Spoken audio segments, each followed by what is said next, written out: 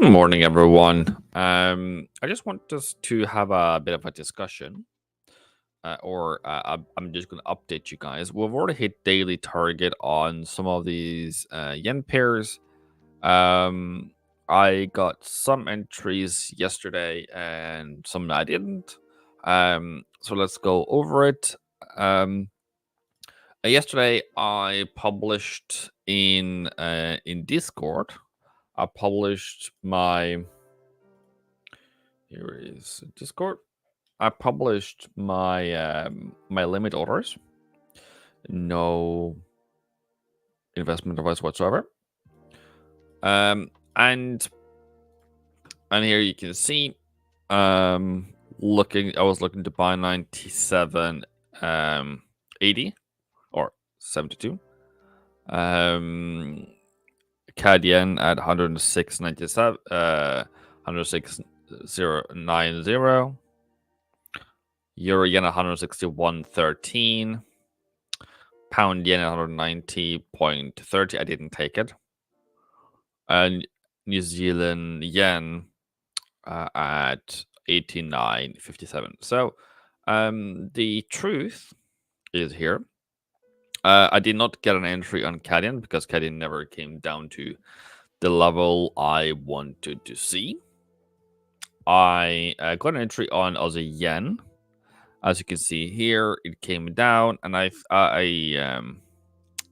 also experimented with entering, including spread. So I executed. So I got not necessarily a fantastic price after all, but I got excuse me, what is it, 97 something?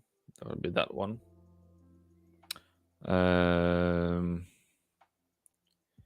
What?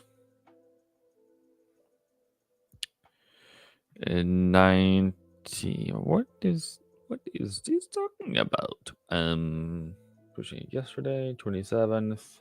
Okay, cool. 97.84. That's horrible, but I guess I'm just going to adjust that one to 84. That was with spread and everything, so that's kind of that one entry. Stop loss on it is 97. That would be down here. That would make it 83 pips. It's all right. I also kind of want to think if I should put this one to break even. Euro yen. My entry on Euro yen became 161.25. So again, a bit higher to get in. Stop loss on that one is 160. Actual. I don't know if I need to do that though. 160. I can reduce that one a bit. Say if you can just change that one. And then we can change that to as Aussie Euro yen. Change it to 160.40, I think. That's a better place. Reduce a bit of risk. So and then pound yen. I never took it. Even though I think it came in where I had my initial thing. And this one has risen a moment. Max 90 at the moment, 68. And the euro moved 24, max 62. And Aussie was the one that moved the best, at least until this morning.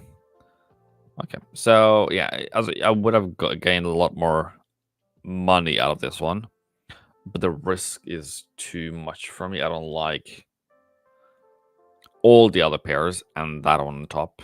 I can do pound yen by itself, so I chickened.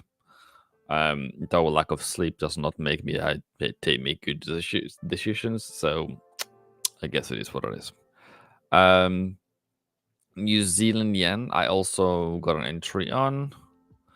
New Zealand yen is 89.60. That one didn't do. I just had a limit order on. So it's a bit higher than entry on Central, but it got the deal got the job done. Now, what are we expecting now is more of on this London Open, are we able to get a pullback? Or are we breaking out? So for that matter, for anything of these ones, for New Zealand yen, for Aussie yen, for all these, I'm just gonna have a bit of a chat. So we are coming up to daily target, daily resistance, and we are hitting the highs here. It's a bit nerve-wracking, to be honest.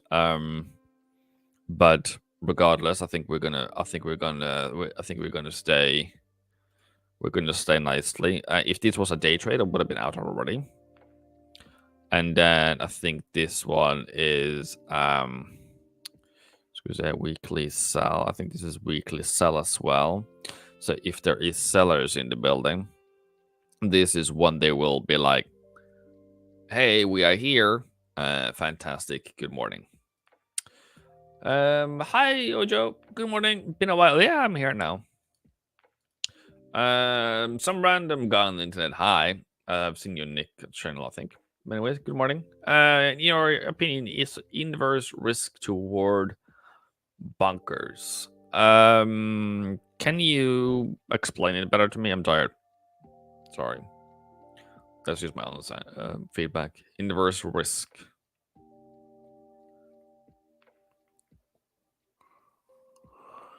Also,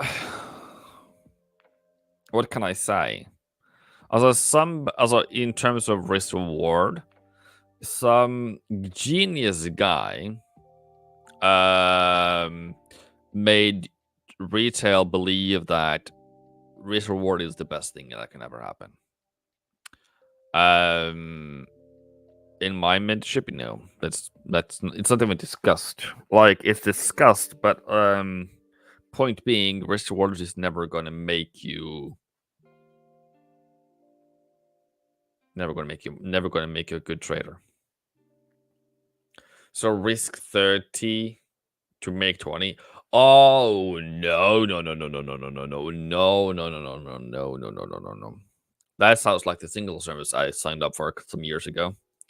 They were TP $30, but their stop loss was 70. You wonder how that went, right? And then they only posted the profit one because it was like TP1, TP2, TP3, TP4, and they always hit TP1, but it was just 20 pips or 30 pips or whatever. So nobody took it there. But then now we made profits, right? Funny people. But yeah, no. That doesn't make sense. Well, it can, because I am of the school of your data will tell you, right? What does that mean? That means that if you take the same choice every single time, what should your stop loss be? Should it be A, B, C, D? Yes, if it comes down to your risk management, your entry, your stop loss is only going to be based upon what does your data tell you. So if that is 200 pips, then you should have 200 pips. If it's 30, then you should have 30, right? It all comes down to what are you able to profitably and realistically do every single time. But yeah, so in that school, that probably fits in as well, by the way. But I will look at that trade history a bit closer if that's being presented to me as the best idea they've ever had in their entire life. But I'm never saying never. I'm never saying never.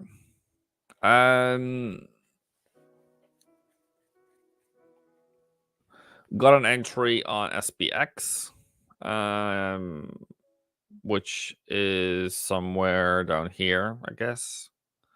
So pretty much in profit at this point now. I think it should be in profit now. I think this one should be, about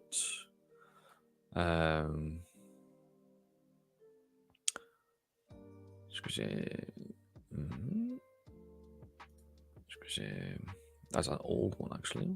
Okay, can change it. Trading is risky. Bought Aussie yen Euro yen, New Zealand yen, pound yen, lay earlier. Yeah, I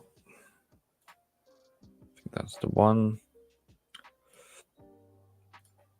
Is risking $20 to make 80. The thing is, yeah, the thing is, random guy on the internet. Just, yeah, I think whatever I say doesn't really matter.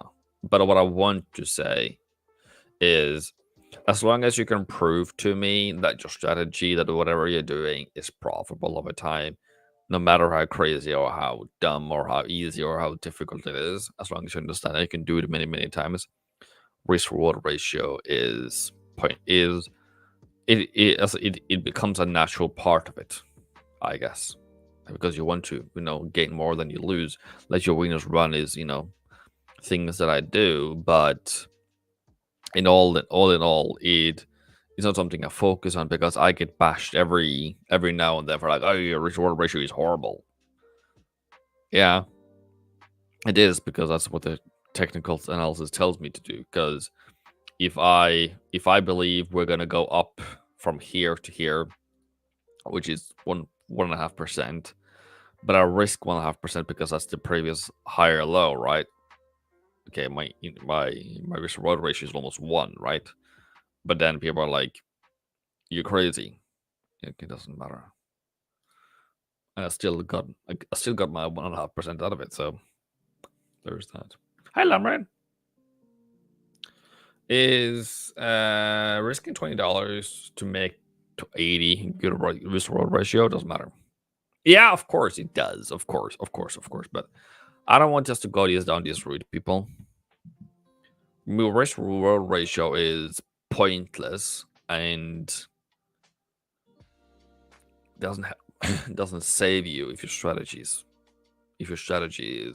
faulty and horrible. You have to focus on your strategy. You have to focus on your mentality. Because I feel like there's a couple of things in trading that is like you can hide behind and be like, I have had a good risk reward ratio. At a good risk reward ratio, like you bought here, stop loss there, and your target was up there. And like, yeah, I have good risk reward ratio. I had a 1, 2 to 1, 3 to 1. I risk $20 to make 80, right? Doesn't matter. That's a horrible stop loss placement. Your strategy is wrong. All right. You got stopped out too early. You lost instead of being in profit, right? So I want to focus on that instead. That's a much better way of doing things. Please talk about gold and versus dollar what? USDT, that is USD Treasury. Can you please explain a bit, Al-Barak? Because I can. I just need to make sure that I absolutely understand what you mean. For me, gold this morning should come a bit lower.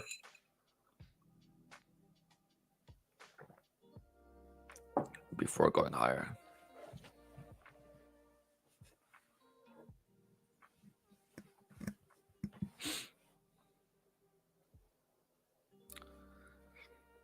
Let me see something.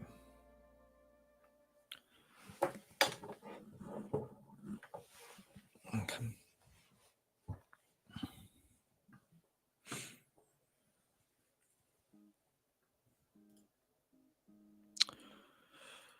Okay, it starts drying up a bit. Euro yen. So we can do the analysis here. Does everybody know why I bought Euro yen or yen pairs, for that matter? Is that like clear for everyone?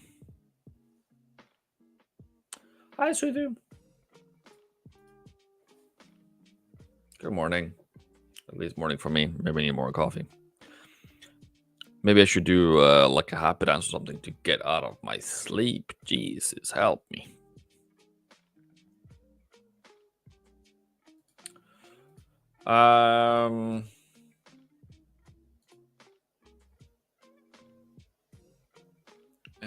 Okay. How long have you followed me, Ojo? I want to see whose fault that is. One of us failed there. Either I have failed you, or you have failed me. Who has failed? Who has failed? Good. Good on you.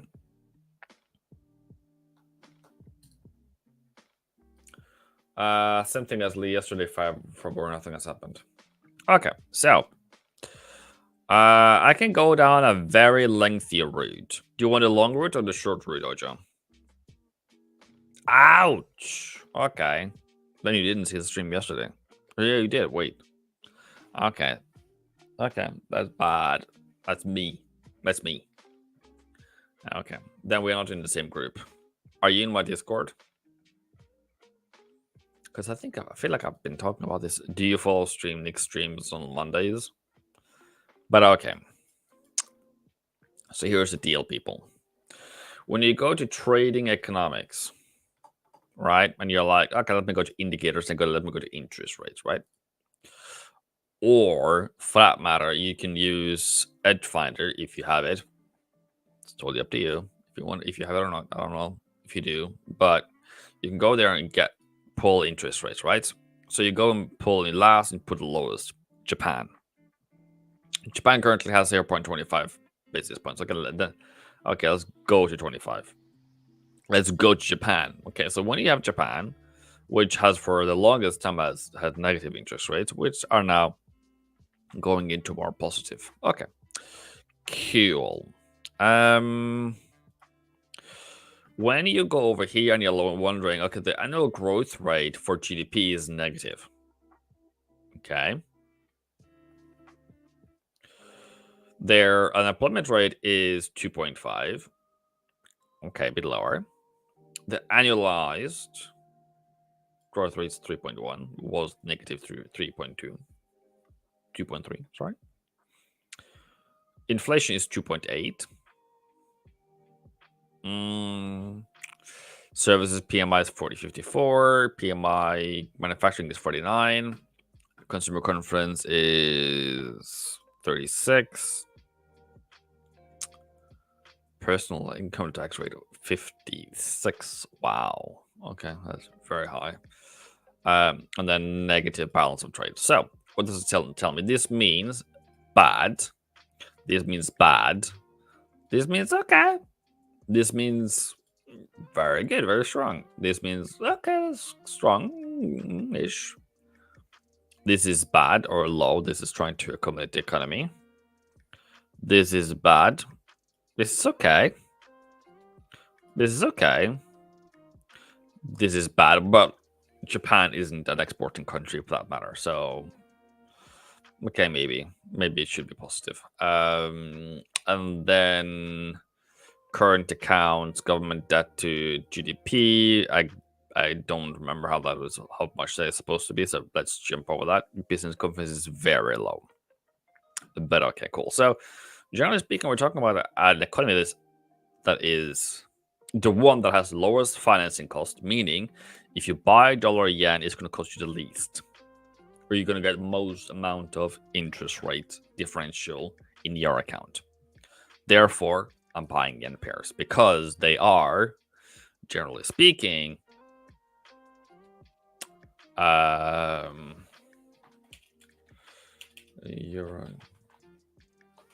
are generally speaking weakening, and they are also spending.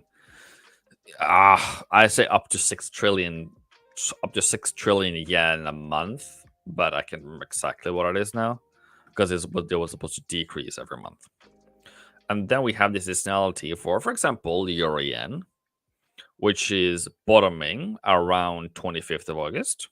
And it's supposed to rise until 2nd or so, but this one apparently 9th. Okay, fair enough. Then you can go over to the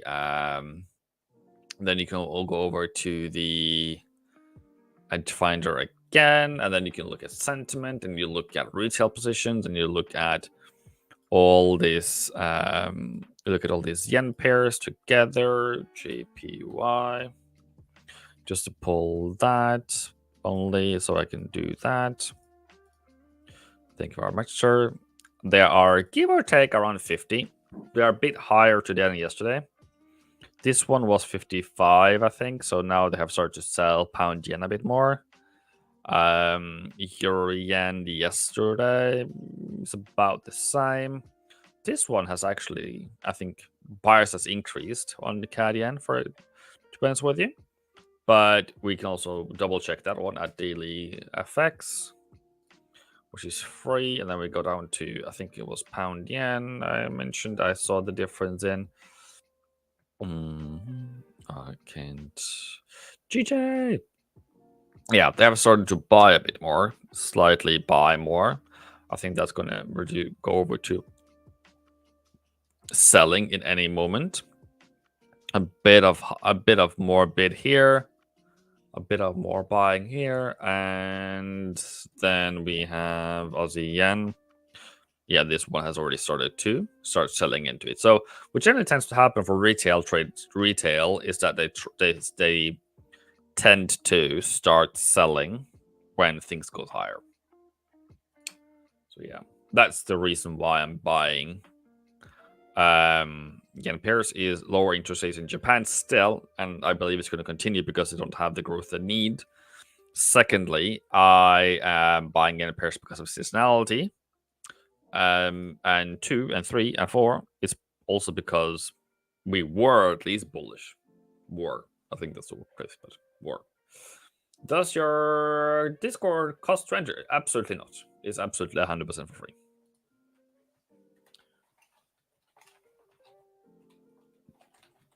I can give you that one. So don't worry. That one is free. I have another one that is paid for, but some mentorship students in there.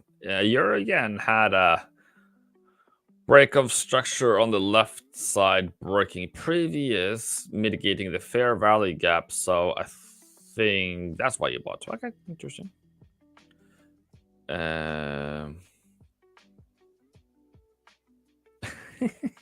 Nearest. Good morning. Years of repetition with price structure. Yeah, that's another one of saying this is seasonality. Do you only trade Euro session? You say no. Also, this is kind of like the first time. So, good question. Drunken Miller, I think you're called. You, good. No, also I don't really do sessions per se. I do whenever market sets up itself. So that is what this is around midnight for me. That's 11 p.m. So I put limit orders on mostly around 9 or 10 p.m. for the next day, which I did yesterday about today. And then I wake up in the morning at London session, which is because I live in Europe. I then wake up and see have I got an entry or not. So I believe if you go through my trading history, we're like, yeah, one is your trades entered. They are generally mostly being entered in either Asian or Europe, but probably mostly Europe session. But it comes from limit orders overnight for me. So I wake up to either profit or loss, and the funny part is if when my my stop loss, kind of how fast my stop loss trades happens, is that my stop loss trades, generally speaking, doesn't last for more than 1 day. So if I'm wrong, I'm wrong, and I'm really quickly wrong. There's no range bound. So what I did previously, for those who's wondering, I bought over here and I took profit over at 14th of August. So I got a slightly better price out of this thing, to be honest, but also I avoided all of these financing costs. Dollar pairs pullback is coming. Okay, that is interesting. Thank you very much for. But in what direction are you thinking? Lower or what? Because this looks very bullish to me. Have we all understood the yen pairs now? Also, I would even argue that the pullback on dollar yen, if you get any pullbacks, which I'm waiting for, by the way, now that London is opening, if you get any pullbacks now, that's kind of your opportunity to buy. Since you didn't take it with me yesterday, ha ha ha. That's me being mean. I know it. I'm mean, but I pinged you guys. So if you guys were not there, sorry. Here it is. That was yesterday at 11:30 p.m. That is give or take 11 hours ago. With my limit order prices, I didn't take pound yen. I chickened. Okay, just saying. So I'm gonna update this one with all the entries and everything later. I just want to trade at the moment. No financial advice intended today, apparently. CAD yen is the one moving away. Okay. Euro yen, New Zealand yen. Can you buy still? Yeah, sure. Also, if that fits your strategy, fair enough. For me, it does fit my strategy. And more my strategy, it comes down to the day. It doesn't really price because I believe we're going to go up another 300 pips on euro yen. So if we get like, I don't know, what's the difference? 128 pips down. It doesn't bust up best, like, that's where could have gotten, but we're supposed to rise another 300. So 128 versus 300.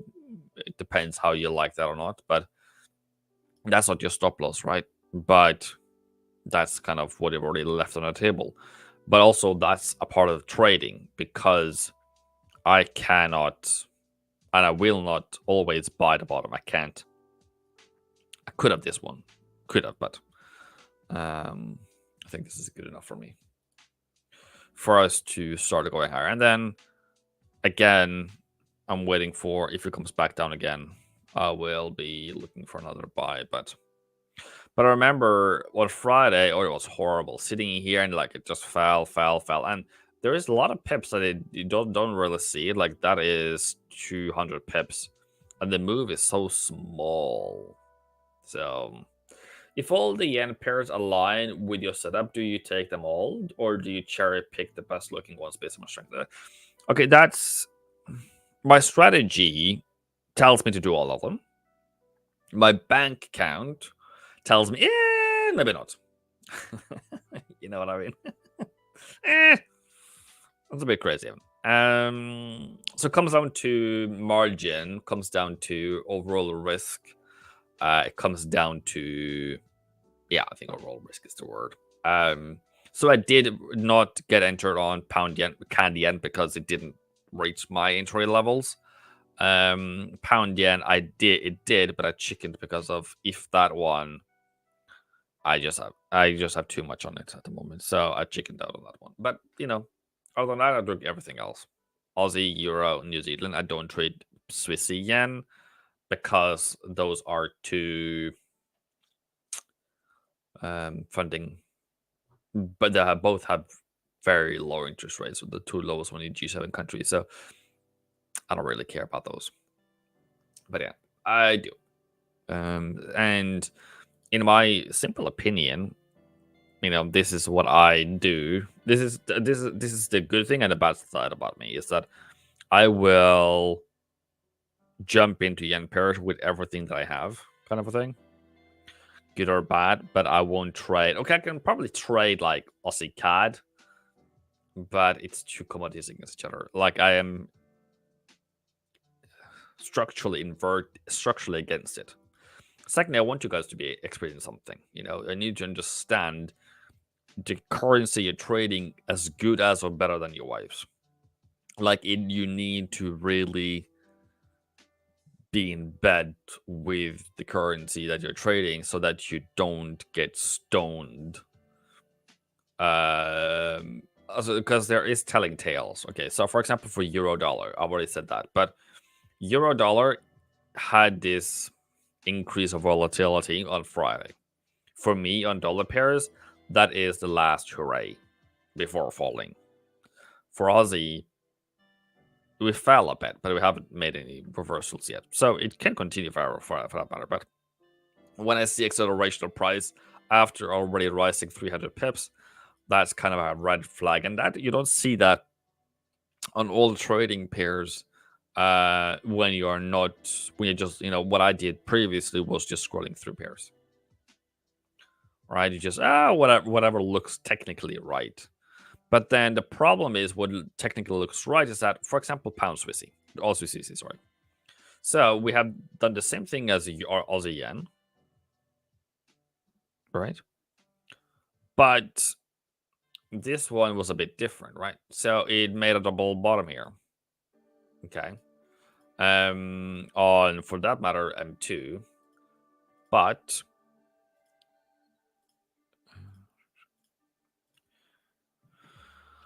if I put Aussie Swissy on top of Aussie yen, which generally should be, same deal. You see that they don't correspond. Well, they do slightly at least, but they're Aussie yen. It's much more deeper here, and they had that kind of depth. Aussie Swissy didn't have that, and then Aussie Swissy went lower here. So in that case, where you have these dips over here, is that you will have hit stop loss on something and not the other one. And that one, it's just psychology. You need to have your brain, on top of your head, and knowing that we're actually going to have different results, and you can't just say, since I have hit stop loss on one, it's never going to happen again. This one is failed. No, it just means literally that there is a bit of a difference in how they behave. Still look for the buys that you're supposed to look for. I don't cry about spilled milk. That is not necessary, because you're just taking away your energy from finding good setups, right? So there is that.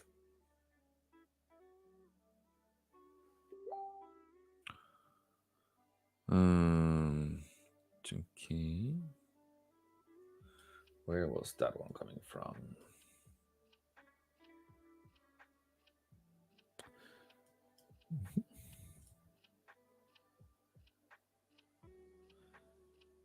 Okay. Cool, yeah.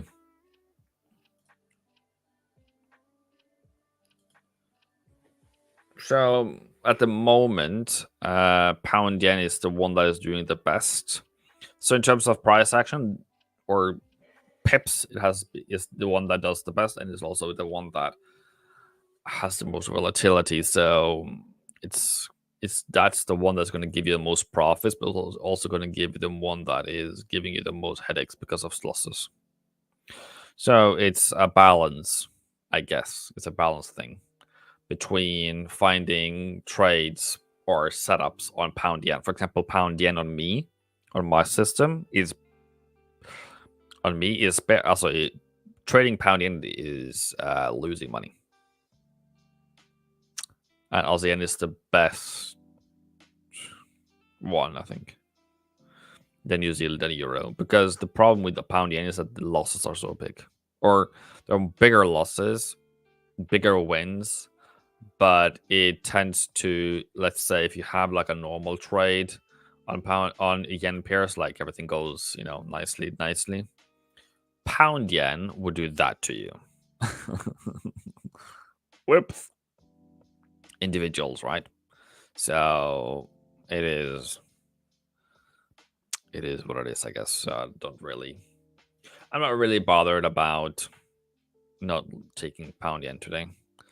I feel like it's more like it's freeing more than anything else.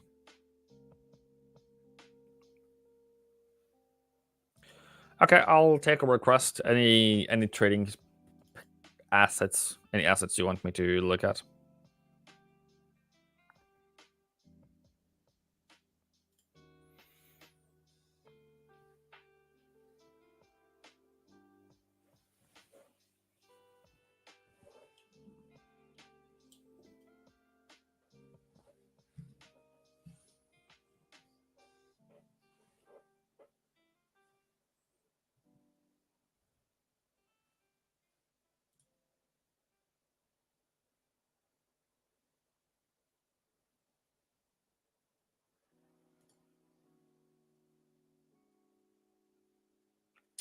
Aussie, New Zealand. Okay.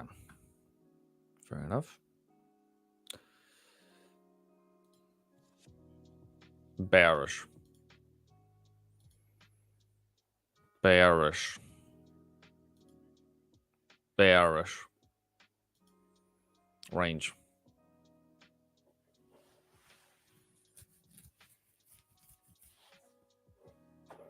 You're New Zealand. Okay. We'll do it. Yeah, I think that's enough. What you kind of have to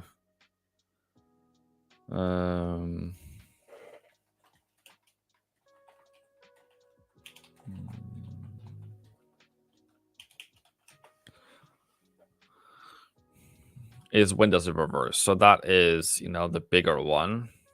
That's what the market gave. And then the smaller one here, kind of. That's already bearish. Then 1 hour, you have that local one there, and you probably have like a local sell here or something today. Yeah, that's a local sell. Yeah, that's a local sell today. So that's my analysis on Aussie New Zealand. It's bearish, all the way from here. Here's your entry. Here's your entry. Here's your entry, and here's your entry. And until we make higher highs and higher lows, it is bearish.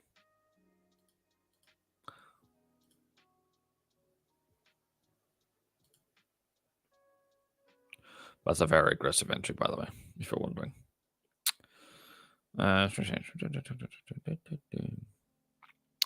New Zealand is coming in, actually. Okay, cool. Euro New Zealand, bearish. And there is that one. There is that one. I don't think there is very strong seasonality on top of this one right now. So that's that sucks a bit, to be honest, because you really want a good trend on it before you trade it, because unless it's just going to go into a range, and then you're just going to pay financing costs to your broker. So it's going to be bearish from 27th till 5th of September. 5th of September is supposed to go higher again. But I think this took a bit of the air out of the trend. I think that was a bit much, meaning like it has fulfilled its goal already. So I think, yeah, 21st of August last year, 5th of August this year. Okay. Yeah, okay. So that's a difficult one then, because it is 22, 23, 22, 23. It's a difficult one because of last year, because of higher interest rates in New Zealand, making this one go lower, making a bottom around October, then rising again. Because what Euro New Zealand is supposed to do, it's supposed to go up from 1st of September until 9th, which it didn't last year, and then fall off from 7th, which it oppositely did last year. Okay. 2022 then is at a better place to look.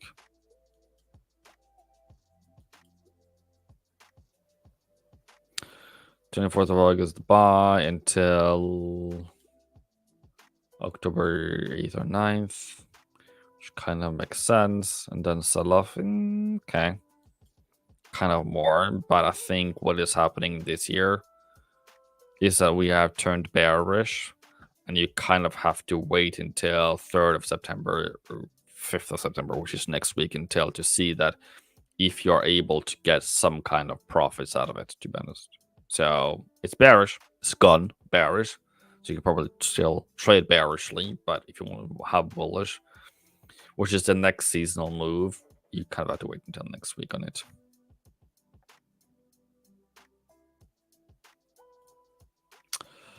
Pound New Zealand is something I won't trade. I think that Pound New Zealand, looking at it, it's a power move at the moment, meaning it is strong and strong. Because if not, if you take this one against the pound, for example, against the US dollar, you know, it's two different worlds, right? That's kind of what that's what you want to see on pound at the moment. And when you do it against something strong, then you could just get a range.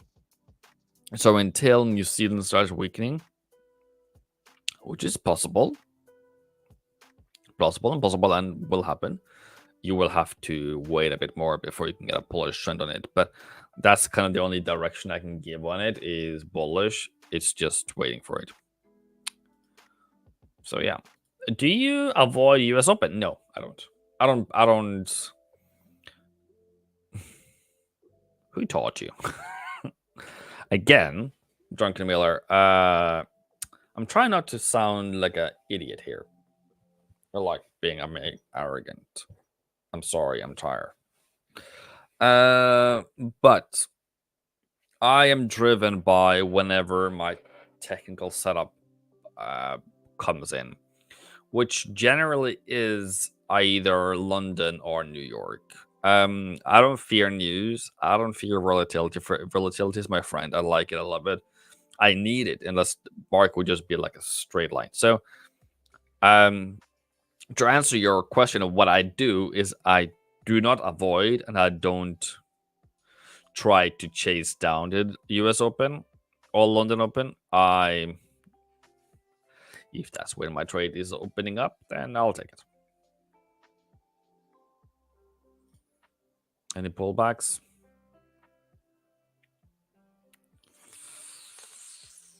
Not yet.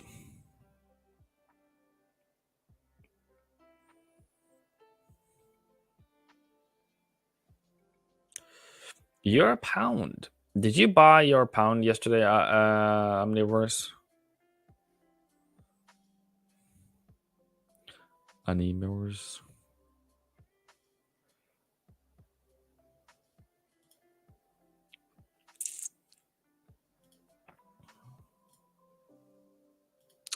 Aye, that's a good trend. Okay. Okay, yeah.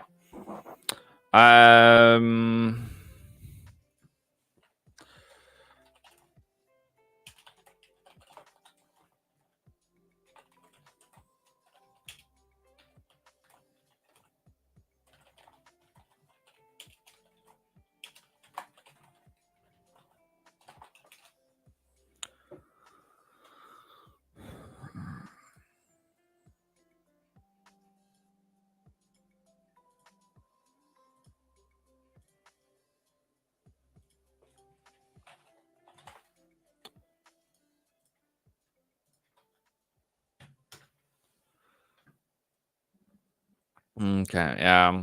I remember that.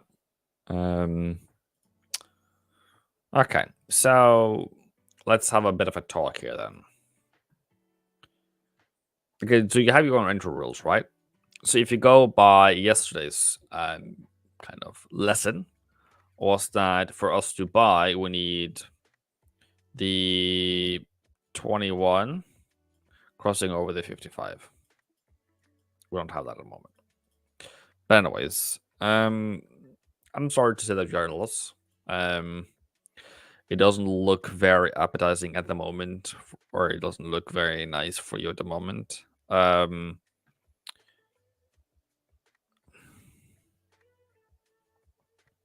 not going to say I told you so, but I find it sad that it's going against you. But if you apply my rules and my views, you're getting what you deserve because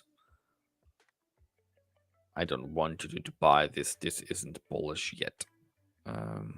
This is very bearish, price action wise and all that. But all that is being said, Your level was okay, and I hope that you make profit out of it, but it doesn't look great. And what you had to, but you didn't see, was that you needed to have a follow through higher, and you had a follow through lower. So there's that. Okay. Interesting here.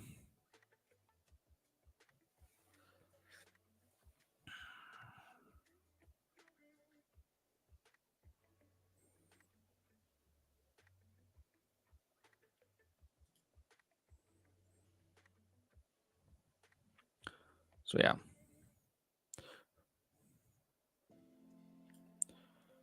This is what you have to see now. And if you don't get it, you don't get it. I don't have any direction. Okay, because I understand that pound is very strong. And you bet it was going to weaken. Fair enough. Well, you know. I'm trying not to be like, I told you so. I'm trying not to be like, but yeah. The question is that what you have done always? And it's profitable over time? Cool. I'm not going to say anything bad about it, but I just want you to have profits. So I would have waited until here. And that might even have been like, that could be an entry for you. Then it goes against you too. Sorry.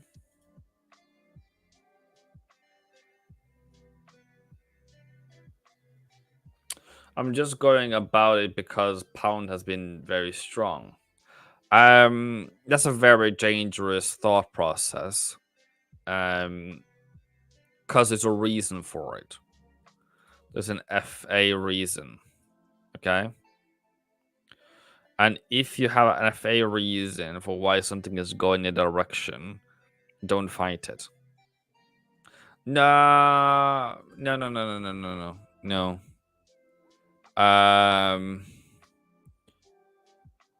Because that's going to burn you. Well, yeah, that's a fine theory. But in terms of, because it's been so strong for so long time, we should do A, B, C, D, E, F, G. Tell that to Aussie yen. It has now fallen, fat matter, 1500 pips, 1700 pips, 1900 pips. Or for the past 2 years, it has risen from 22 to 24. Or until now, 3000 pips. Almost was until peak 4,000 something, 4,000 pips. Because it just continued higher. But and if you are, I just want, it has done enough. It's been strong for too long. It doesn't really end nicely. I'm sorry. Because there's a reason why pound yen is stronger. Pound, sorry, is stronger. It's because in the G7 countries is one of the better performers, sir. So it's just that. Sorry, I have a mixed bias on dollar Swissy because of lower interest rates and CHF and lower CPI, and Fed is coming out to interest rate. As per my technical analysis, it's going to be a buy. Okay, can you give that reasoning again? A very good thought. What?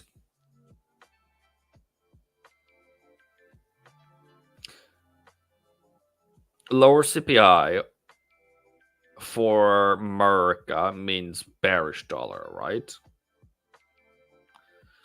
And Fed is going to cut interest rate, which is bearish for dollar. And then you have done it against the Swissy, which is another one that has very lower inflation, lower interest rates, and you want that to. Okay. I just need to put on my trades here. Sorry, I forgot. 84, I think it was. Somewhere here. That one. Euro yen. Can't remember the price of it.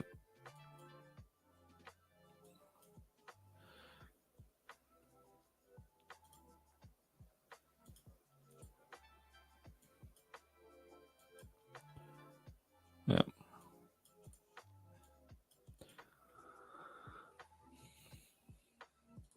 I mean, that doesn't make sense. Then you're buying two bearish currencies. Is that what you're trying to do?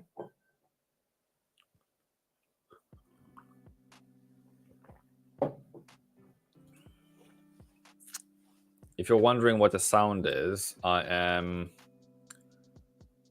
just gonna reduce my risk break even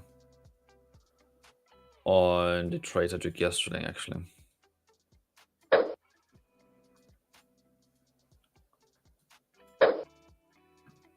In case there is a attack somewhere.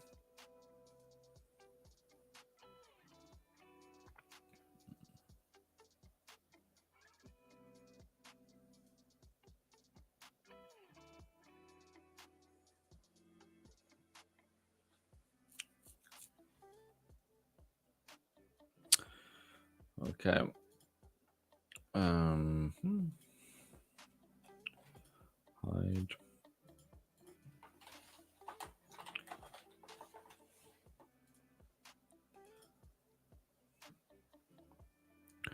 How much profit are we now on those pairs? Somewhere in the regions of 50 or 60 pips. Yeah, 60 or 70 pips actually.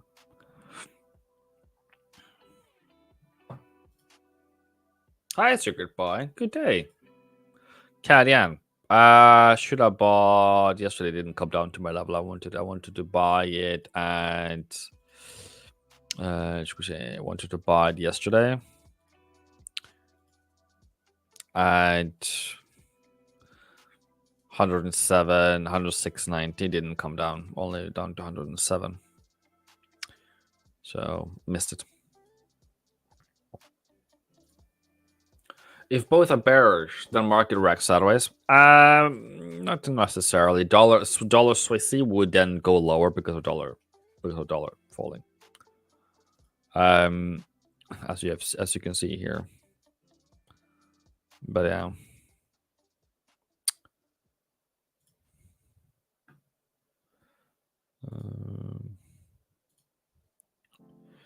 Let's see if I can do that. GIFs.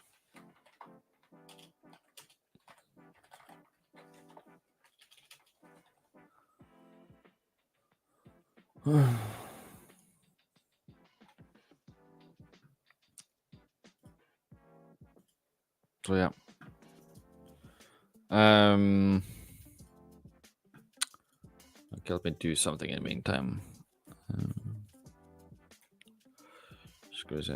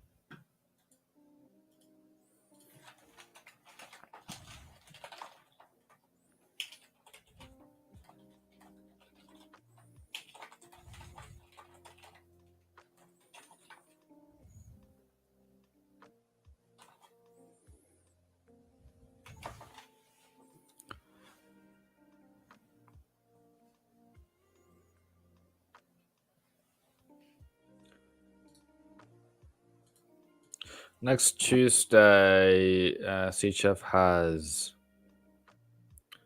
Next Tuesday, CHF has CPI. When CPI comes in lower, we can expect. Yeah, that's a good one. That's okay.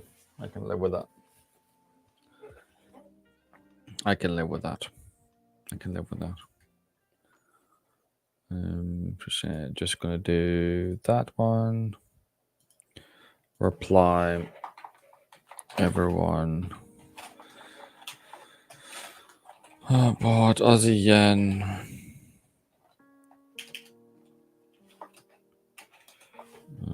Entry. What was it?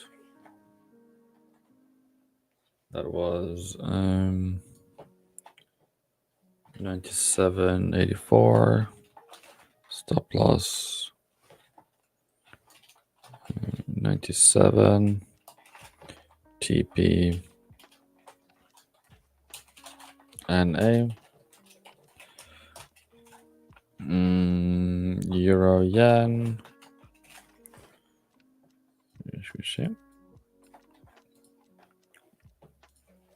Entry on euro yen was 161.25. Stop loss was 160.50.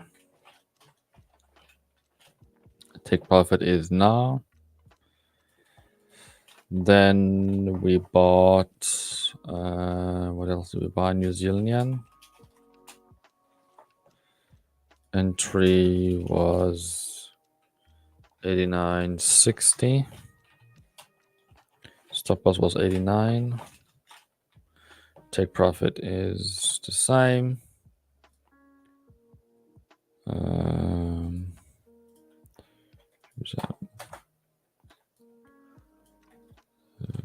That one. Sun.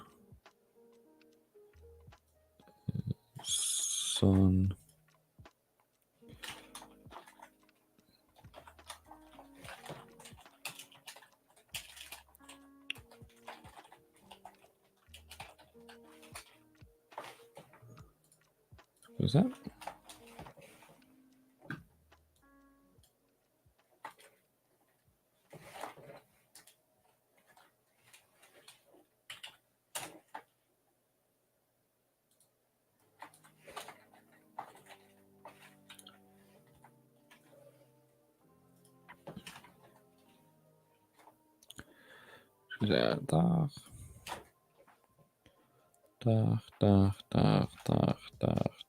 Dag. Sun. For those who's wondering. Finally, I'm done.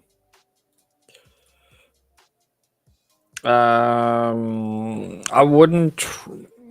I can look at it for you. That's all right. I don't want to trade it because the market is kind of messed up at the moment. Meaning, there is adequate supply in the market, and we are just around €2 or $2 or whatever it is. So you are probably want to trade when there is a competitive advantage, meaning going higher, meaning if there is supply issues. With Libya yesterday, I don't know if that has anything to say with it, but that might. I think this is then going to make this one fall more than anything else. So if you have bought it, too sad, but with that kind of move, I think it's going to fall. So the other thing for Libya is probably going to make dollar oil rise for a moment, but the moment it turns bearish, it's all hands on deck falling again. So just look out for it. Watch it every morning, watch it every evening, and see if it does do anything particularly. This goes bullish reaction out of London Open. London Open. So not what I wanted, but also what I wanted. I wanted a pullback to buy again, but it is what it is. Yeah, good. New Zealand yen, by the way, is about to break highs. So that's good. CAD yen, a bit further away. Pound yen, about to break highs.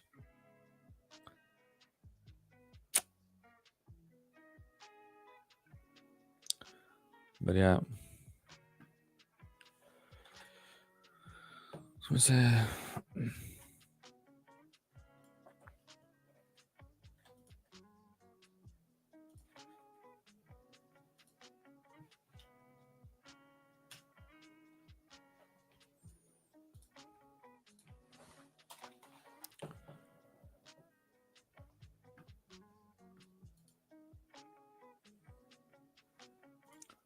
So here's my thought process for you, Lamrin, is that I would rather do every single day buy pound dollar against dollar than to trade dollars with you in this current environment. And probably in any, almost not in every environment, because you can, if they go opposite, fantastic. But it just follows what the dollar does. It doesn't do what Swissy does. So we have had a big fall, but Swissy pairs has not had that big fall. So it's not strength in Swissy. And then the New Zealand also hasn't had that same fall. It has been strengthening and going higher. So in that sense, it's more like a dollar play more than Swissy. So just have that in mind.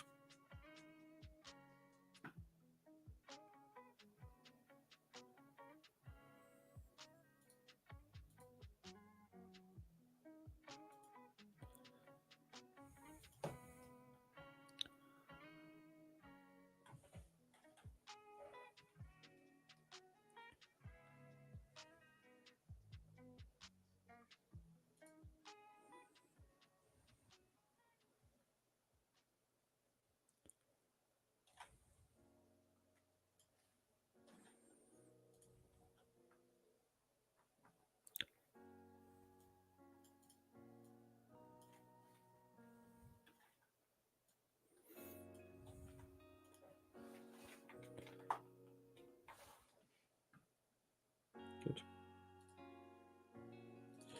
Good, good.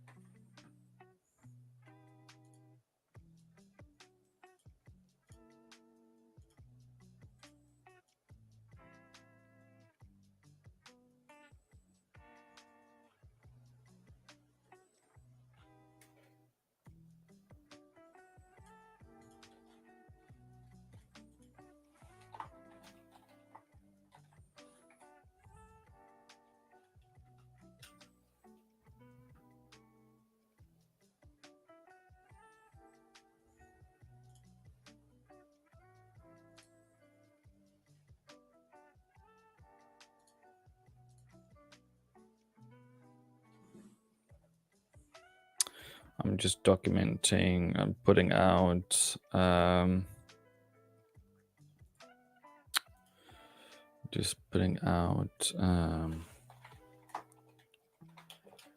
the trades that I've posted.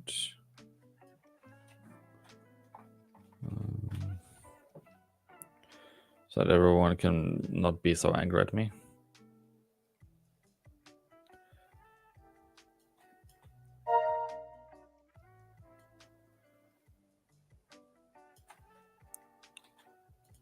Oh, you didn't post it when you were supposed to. Yeah, I was asleep. What did you do?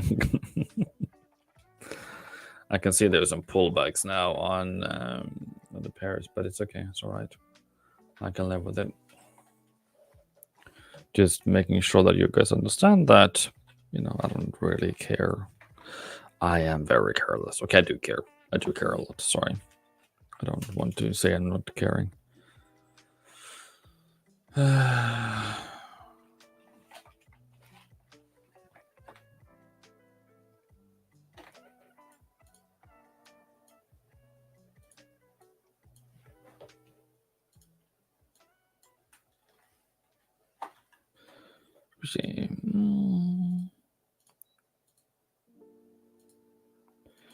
Regime.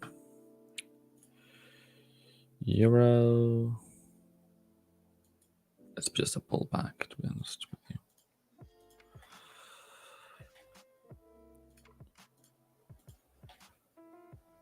Seven. Okay.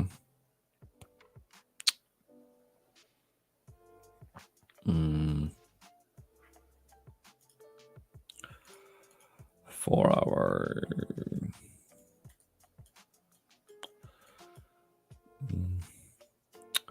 I don't know how high we're gonna go though. Like, it's totally up to the market. So my target is 2nd or 3rd of September, so Tuesday next week.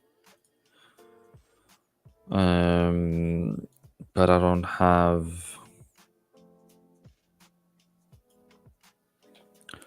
the data for it. So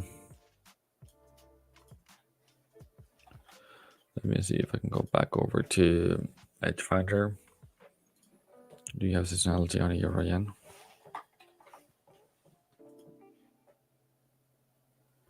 There we go.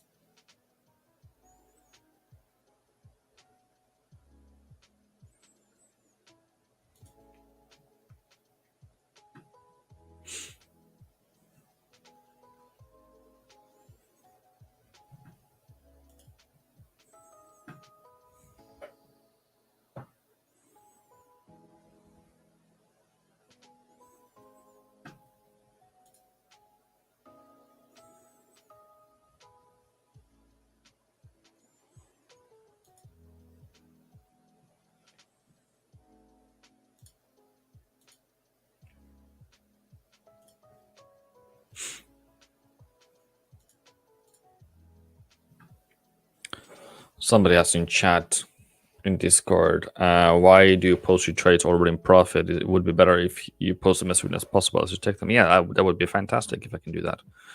And that, people, is just what I just said. I need to post my trades before people get angry at me, and people not angry at me, but they're coming for you. Good, I have receipts because I posted my limit orders 11, or I don't know if it's 11 hours ago. It's 10 p.m. 10 p.m. yesterday. So yeah, it's 11. It's 11, 12 hours ago soon. It's 1 hour difference. So yeah. That's, people, that's why you need to have receipts. So that in case people are asking you, what are you doing? Why do you do that? Why are you not telling us? I did. I also had a meeting with a bunch of students where we went over that, you know. Maybe we should be a part of that.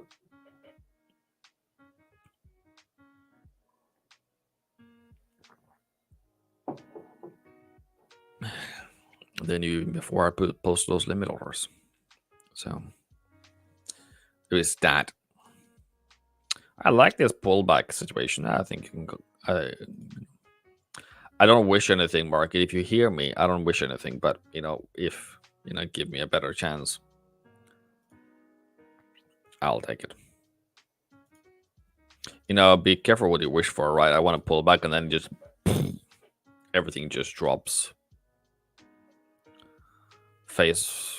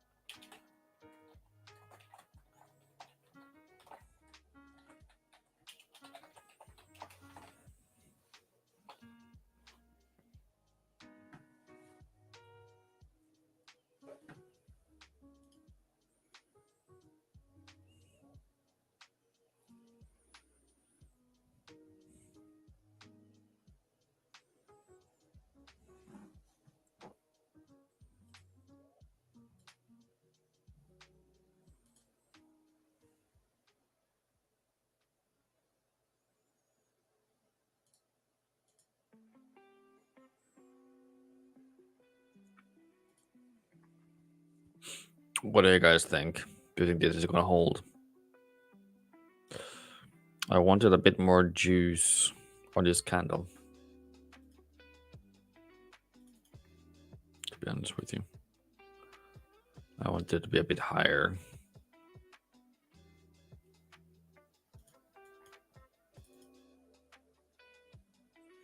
We'll see what they give us then.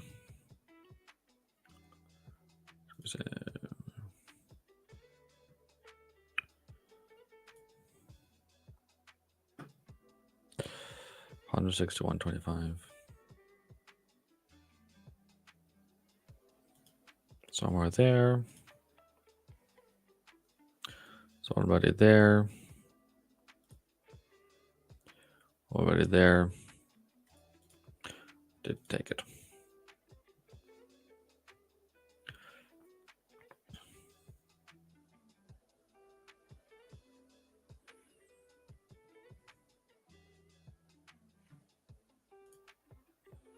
Okay. Should we take another pair?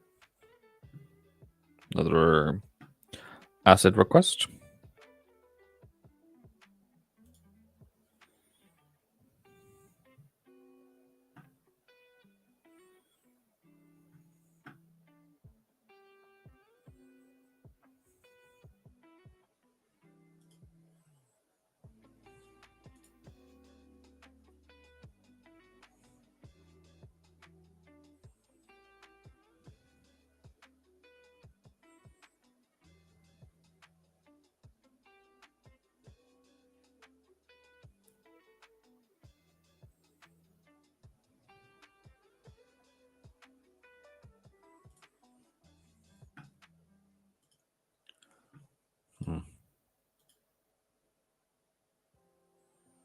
What's that about?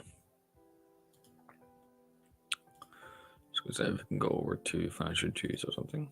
Something been said? Or is this a pullback? Nothing. Who is strongest today? Where's yen? Yen is blue. Yen is bottom. That's good.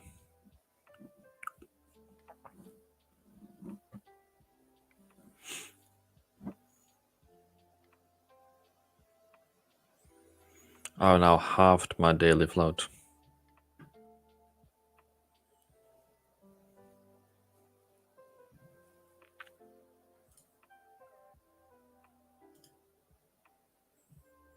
Mm-hmm. Okay.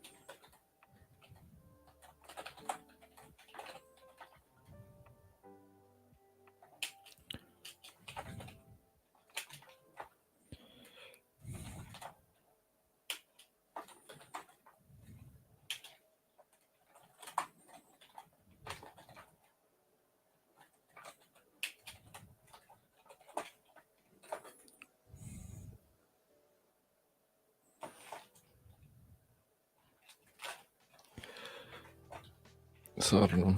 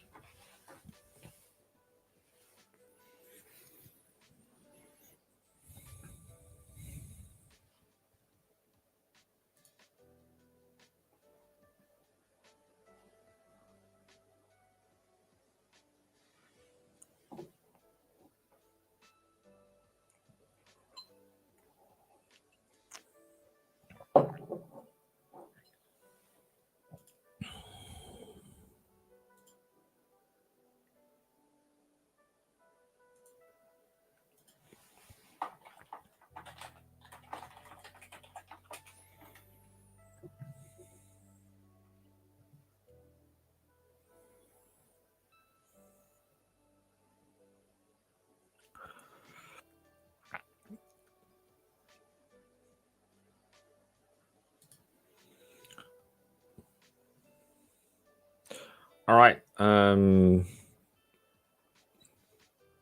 So this morning we have entry on Euro Yen at 161.25. On Aussie Yen we have on 89.84. And New Zealand Yen we have on 89.60.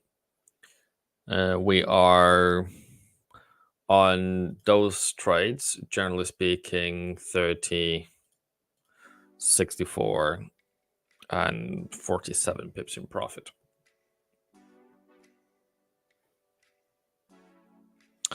So far, at least.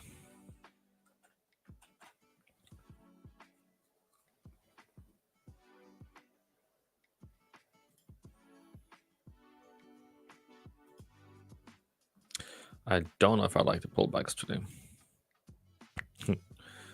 That one is collapsing. Is that Swissy becoming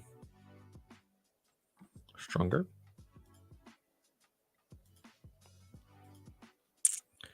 Oil falling. I'm just mentioning people if this one turns bearish. Look for the pullback on it. Don't miss it if it happens.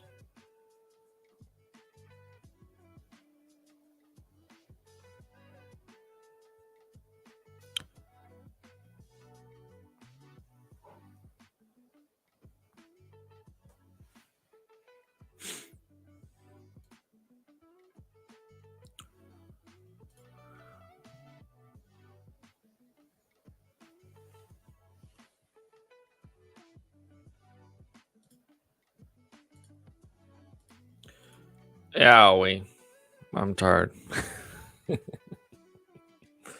I need to post that I was in trade. People are angry at me.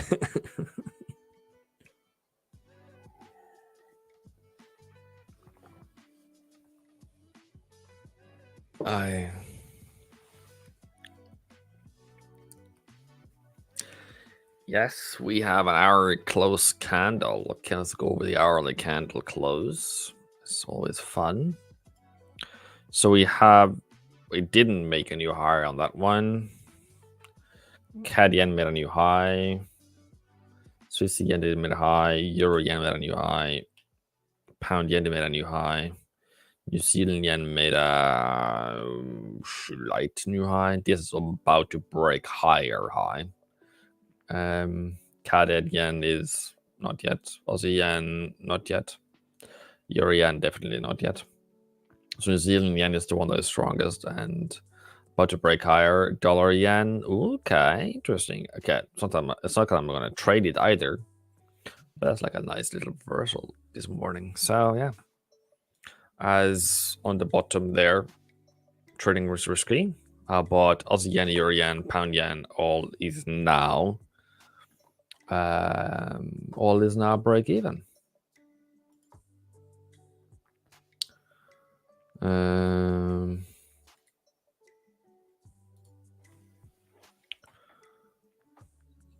So let's see.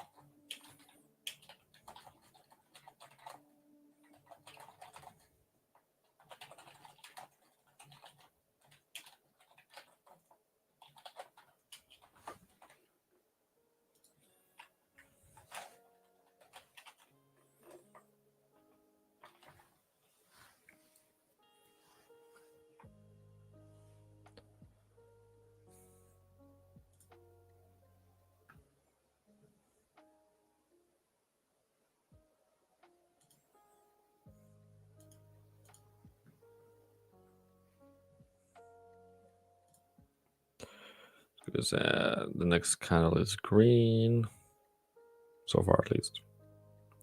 I think I'm gonna break today, break higher. I think we're gonna break out on New Zealand yen today.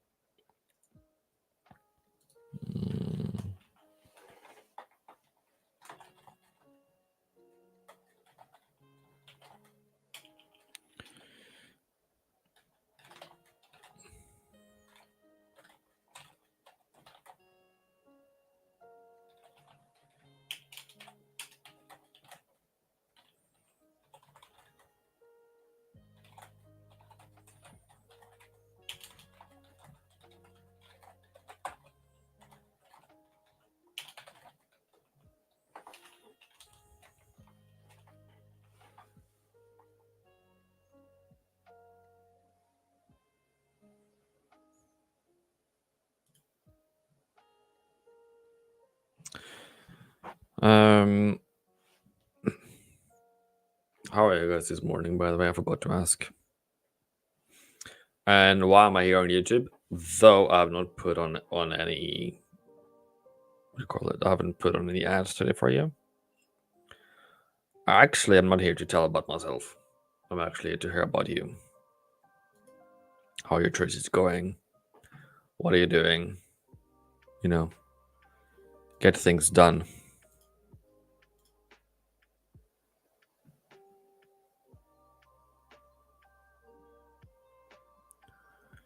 Mm-hmm.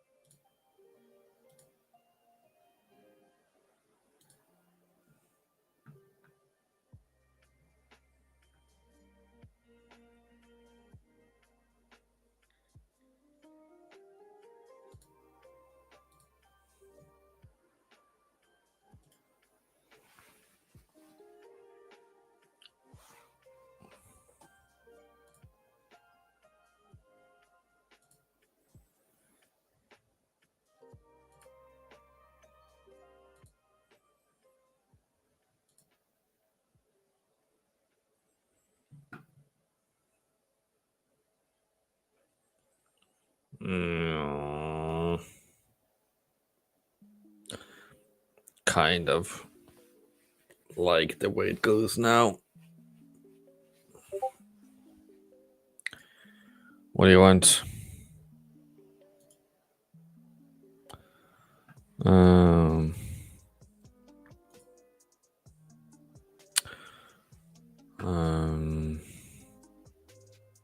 That's totally up to you.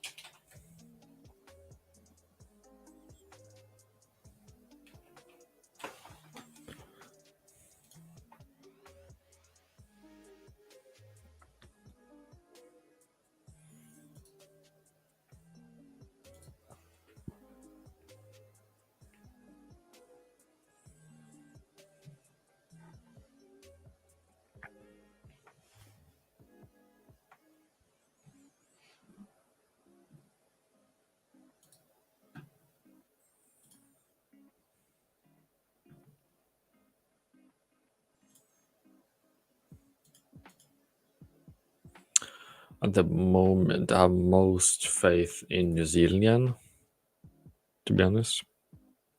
Also, generally speaking, at the moment at least, it's a pretty good entry. I must have to say myself, if I must critique myself. But of course, it's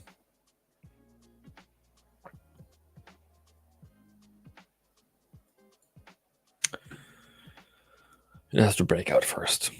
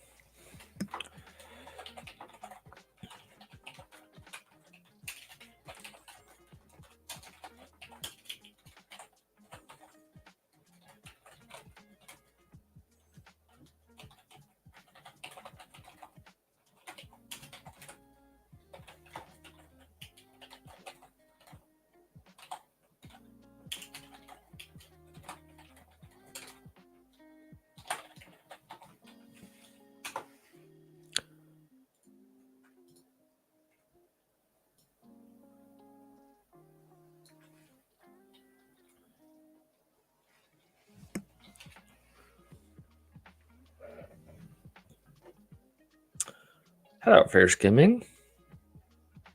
Good morning. How are you?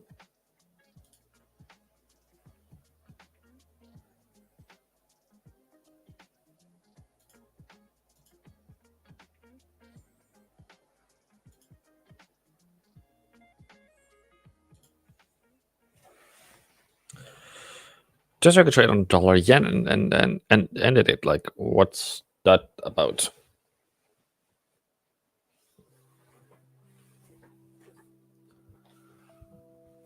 What's that about?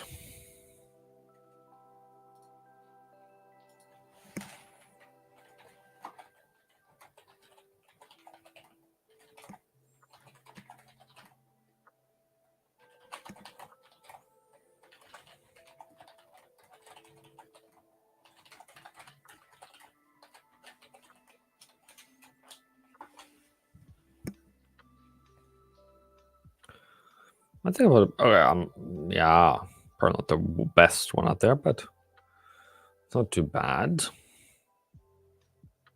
Why did you end it? Emotions?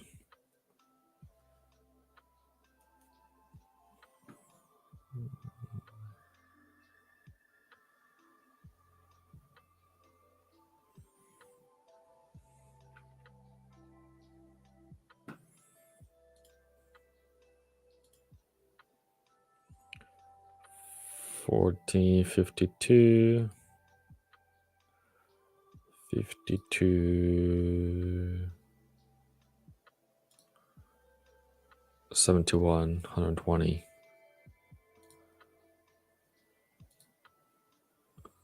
160 pips in profit at the moment this morning, people. Is dollar yen better for volatility or dollar euro dollar? Dollar yen is better for volatility,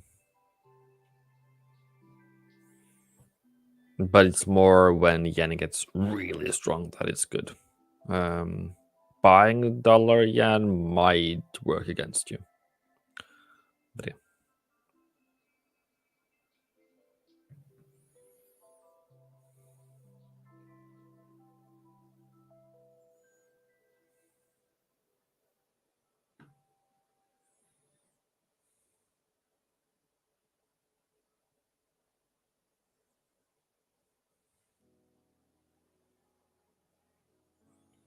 So I don't know what you. Also, it depends what you want to succeed. As I said earlier, as you really need to understand the assets you're trading first of all, and then kind of take it. Is that the best asset? Also, it might be. It depends what you want to achieve. Is it daily? Is it a weekly? Is it a monthly trade? Or is it seasonal trade? Is it? If it's a scalp, I don't know. Actually, don't know. I don't scalp dollar yen. Dollar yen might be a bit slower then, but all in all, it's up to your ability to catch the moves, right? Like I took the trade, but mostly it's stop loss after the stop loss goes according to predictions. Can you give me like a trading? Can you send me a screenshot of your trade? Like if you go on trading view and then you copy a link, if you go copy this link up there, then I can look at it. Or you can go to Discord, free Discord, by the way. Or you can post it in the free Discord and I will look at it. If you want to look at, if you want to do whatever, if you want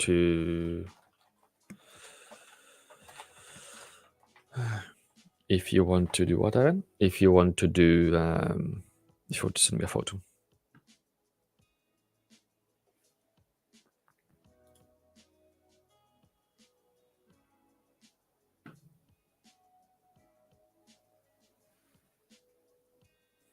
I'll be more than happy to look at your trades.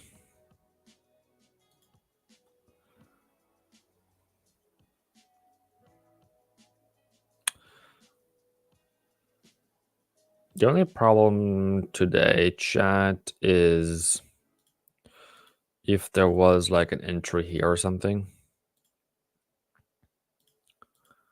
could have been something, but it never happened so far, at least. So it's kind of what I'm hoping for. Either that or price goes all the way down here. I don't want that, but in case that happens, I can live with it. You know, that way or that way. Let me do another Aussie yen. I don't want to make this one bad. Aussie yen, which one's already there? Oanda is already there. There's another one down here apparently somewhere. That one. Take it up here, then I can play with it. Okay, we'll see. I'm just going to remove path, rectangle, that one, rectangle, path. Okay, cool. And long positions. Cool. Like if... Thank you. So in my theory is that that's like the best level I can get. If we get a drop down there, which is a bit lower than my entry, I will look into it. I will think about it. Stop loss would then be 97. And then something like that. But I don't want that to happen. So in the meantime, I'm just, waiting for this one to make higher highs. Thank you very much, market. Make higher highs. You could probably say that's a level to buy from, but I think that's a bit too aggressive. Fair value gap. It's a fundamental.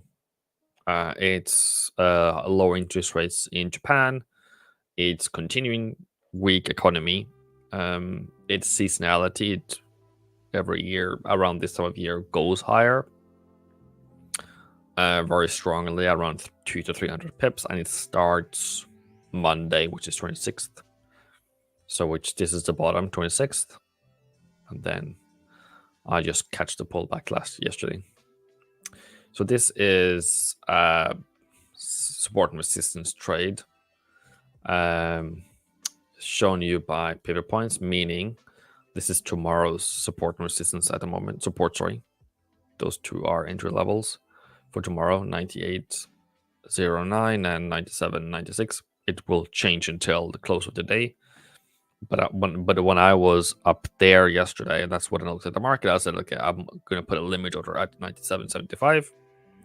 I entered Aussie yen physically, like a market entry. So I got a bit worse entry at 84, 97.84 somewhere. But yeah, that's at least my theory.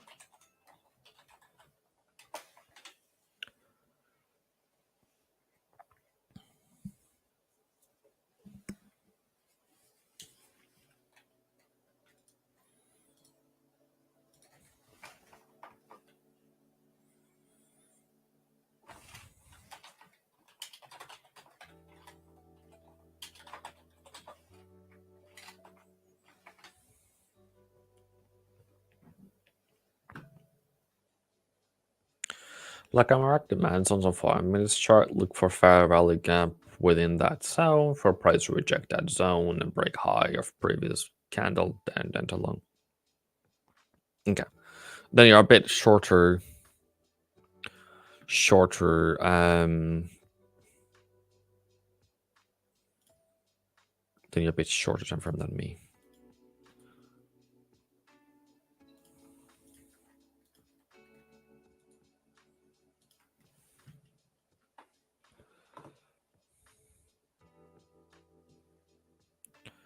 So yeah.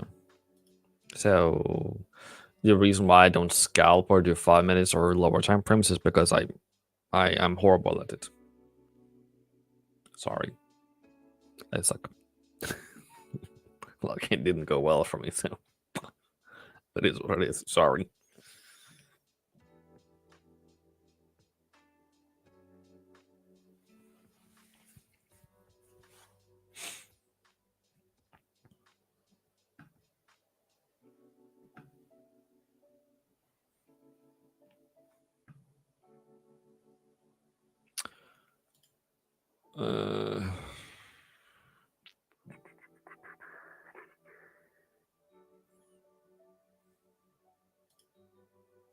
I think it's better accuracy in higher time frames and lower time frames are just for confirmation.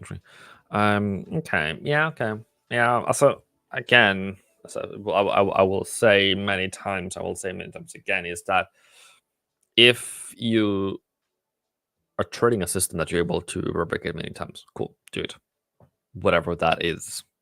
But as I said, I tried bit trading. I tried lower time frames, and it just messes up my head because I became so stressed because there is so much more opportunities on 5 minutes chart than on 1 hour or 4 hour that I did get a heart attack, but I didn't sleep well at night. So I feel like I need more relaxation than this. Already finished a cup of coffee almost this morning, so I guess my caffeine levels are my blood is going to be like pure coffee.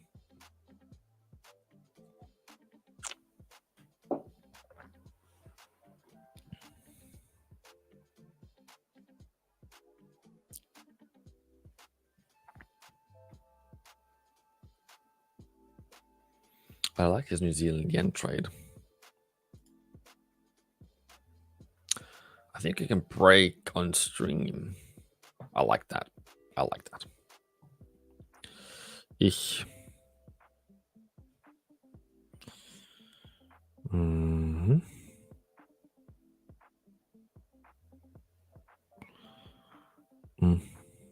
Okay.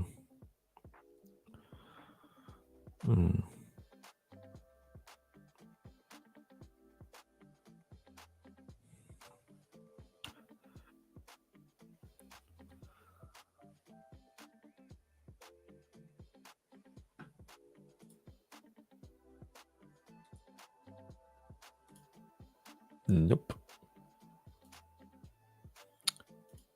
I was about to message you for some reason. I want to mention you.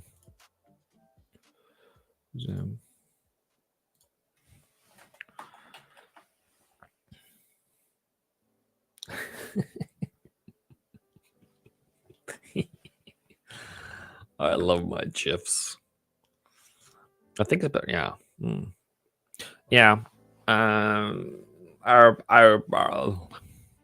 I probably could have done better entry if it wasn't a 5 minutes chart on this trade. Okay, not exactly. This one is good enough for me. I would have entered probably here if I was on 5 minutes chart. So I would have had a bit less. I would have had 8 pips less profit. I wanted to ask, like, it's not a must trade the trend with, for example, if you go for 1 hour time frame and it's bullish, but you see it's reaching that point where it could go down and I could enter short. What you're asking me, Fears, is very crucial, and it comes back to backtesting, or backtesting. Wait. I saw some profits too. Can we get like an alarm when we get above there so I don't miss it? Yeah. Is that it's all about what what I test. You go and you figure out, okay, what am I going to trade, right?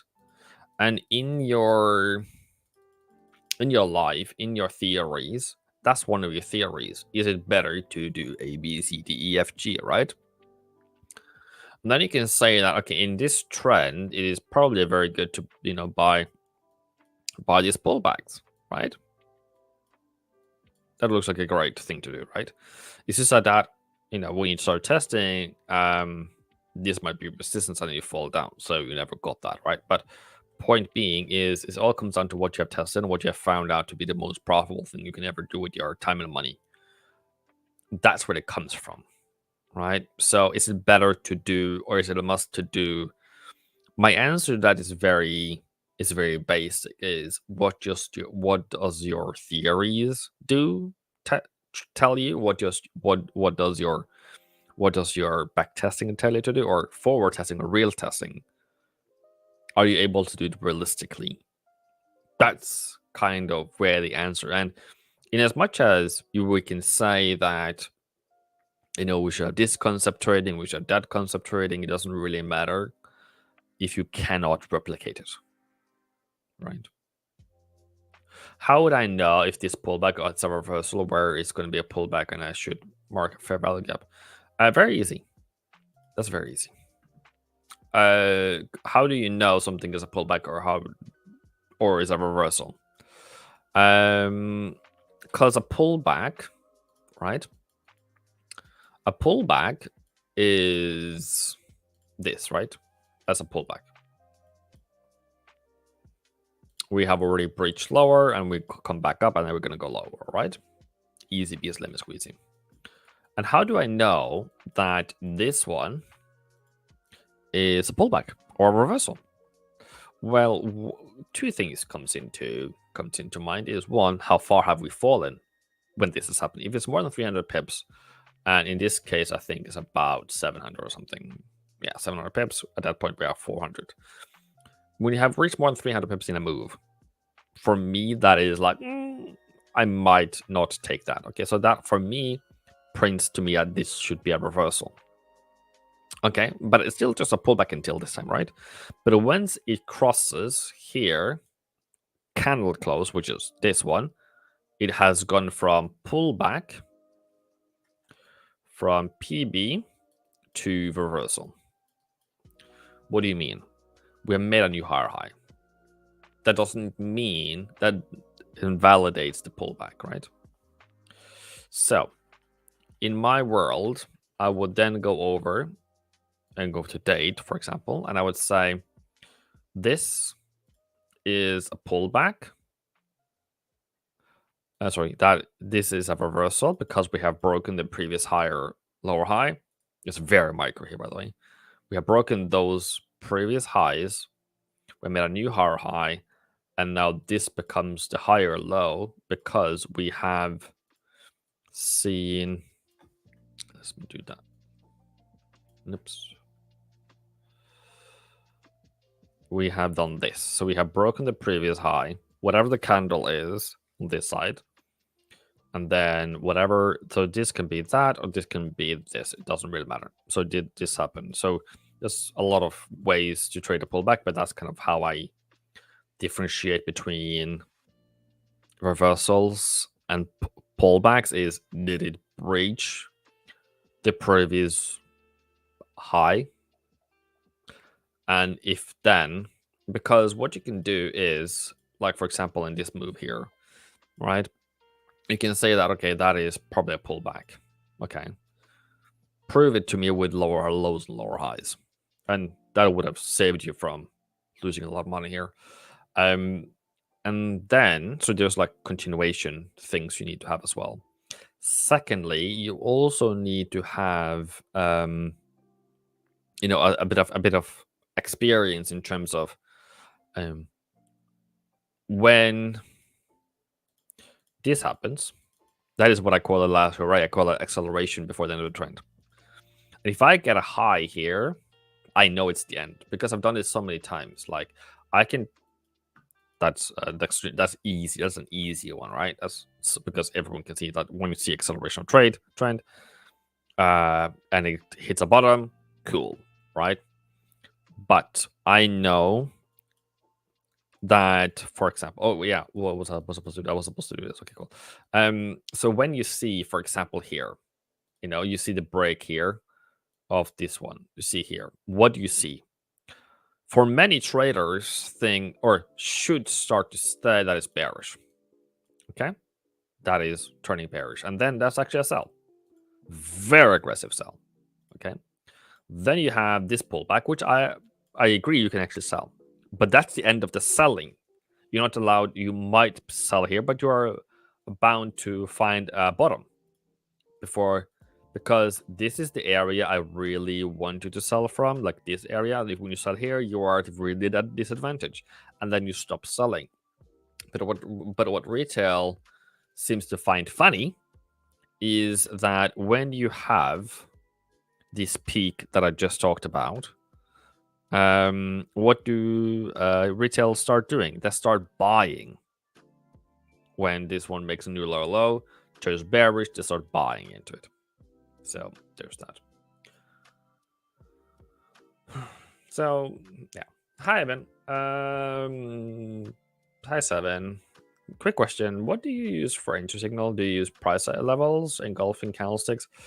I use limit orders, and I don't care about candlesticks. Sorry, that was very abrupt of me. But what I want to say is, when I entered today this morning, I use support and resistance. So very micro. Maybe we can do this one instead. Very micro. I said, okay, that is a low. That is a low, maybe a double bottom, higher high, higher low. How do I get to that conclusion? Number one, I want to buy. Number two, I want to see the high. And number three, it's pretty standard operating procedure, coming back to support. But why all of these other things? Because for me, in my world, I look for bullish reversals or something, bullish things from Monday. So everything on that side doesn't matter to me. It is absolutely like it's just darkness. To me, this is what I see, right? This is what I see. So I need to see highs, I need to see higher lows, then I will buy. So I bought this one this morning. And to me, that's enough, because when I start to do candlesticks, I start to do whatever other things I would do, it would only mess up. I would only be. What happened was that I used to do evening stars and an uptrend to say that now it's going to go down, and I just sold bullish trends. And to me, in my experience, only because I'm talking about my experience, in my strategy, so in my experience, what happened to me is that I don't believe candlesticks are important. I believe levels are important. I believe timing when you should be in the market, like seasonality, like I've said now, and then start looking for something to move. Because if you look every single day, you wouldn't see this. Like this price action will just collude everything. We're like, oh, I don't know what's going on here. Yeah, that's the point. That you don't, when you see all of that, because I can show you the seasonality, by the way, if you want to know. I'll see yen. We're gonna go stronger. 22nd, 23rd, 24th, give or take, is the bottom, and we're gonna go maybe all the way in at that one. Go all the way into 2nd of September. This is a bottom. Okay. It's just how it is on yen pairs. Now is the bottom on almost all yen pairs that you core. This is the bottom. Seasonality is over 10 years. Then I can go back to real charts and be like, okay, what do you mean, Evan? But that's the bottom. Like, Are you crazy or something? Like, are you mental? No, I'm not. Yeah, it might be mental. Last year probably didn't go so well, but 20, what did I say? 23rd. That's the bottom up until 2nd of September. Fair enough. Didn't do well, but in the end, went up to 1st of October. I want to hold this until December, by the way. And again, what did I say? 23rd of August. That is there. Yeah, okay.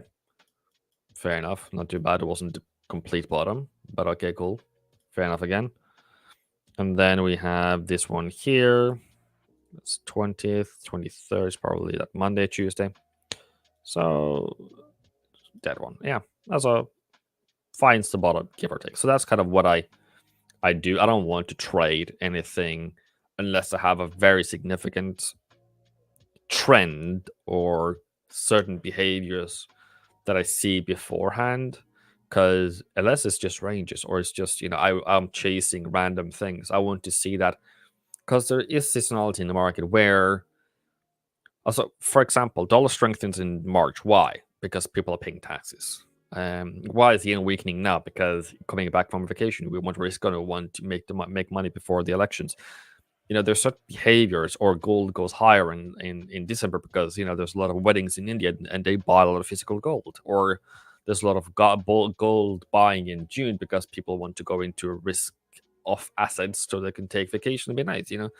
There's certain things that happens every year, every time of the year, every time of the month, more or less successful across all pairs. Because, for example, North America or Europe for that matter, you have certain times of year where there's actually freezing cold. You can't do agriculture. Therefore, prices of corn or price of wheat or prices of whatever will go higher in times where there is lack of supply because you physically cannot build or make corn in frozen grounds, right? So there is that natural given seasonality, such as weather, such as agriculture, such as system weathers, such as financials, such as when there's profits, when is people more likely to make money, when is businesses more likely to make money. Like December is a lot of people making a lot of money because we are spending a lot of money for Christmas, at least in Europe, and then you have the Chinese New Year's, then you have all these other things that make the market go in a certain direction because all of a sudden there is expenditure, there is profits, there is certain things.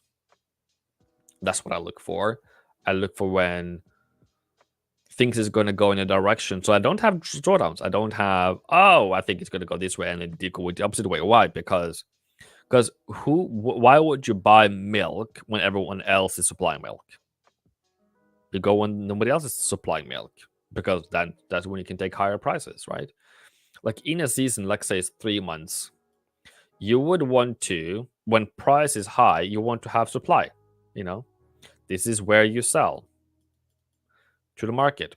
And then prices come back down again because, supply and people start to harvest. And then you're like, okay, I don't do it anymore. Okay. So in this process, then you are, grinding and trying to build more supply so that you can sell again here.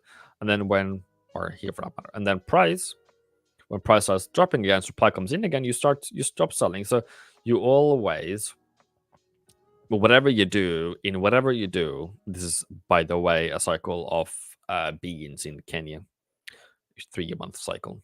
So you want to hold until, okay, you can't hold during droughts and stuff like that, but you have to sell. You sell out when there is low supply.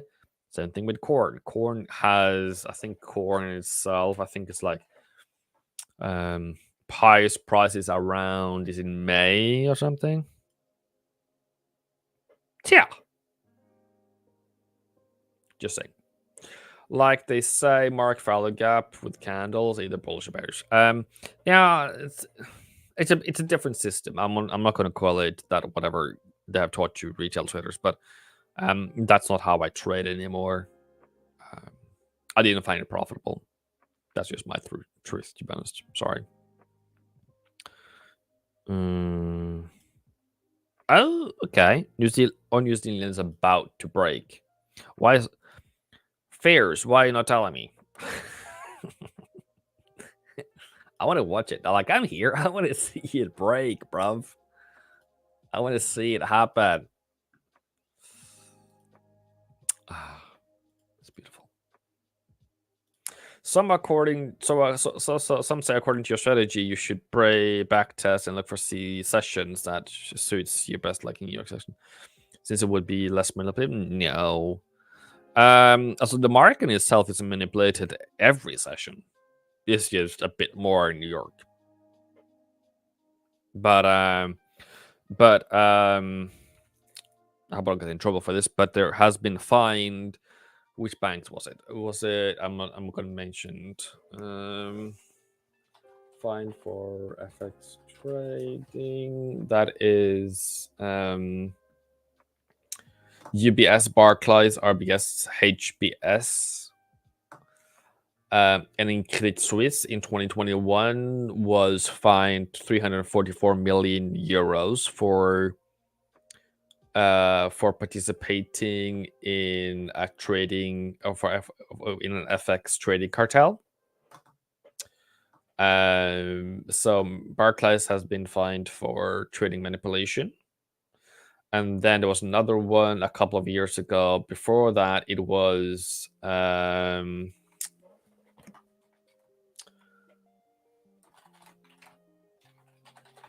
there was another one where there were more Citi, JP Morgan, MUFG, Royal Bank of Scotland was fined 1.2 billion euros. So for manipulating Forex market.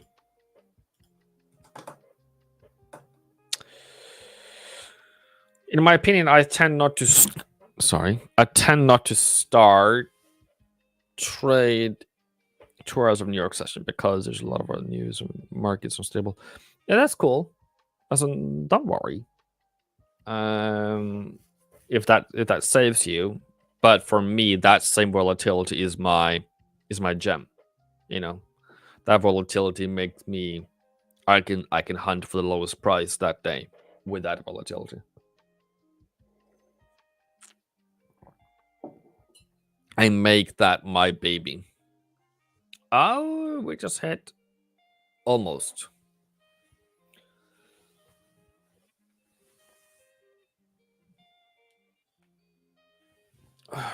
Can we get a break?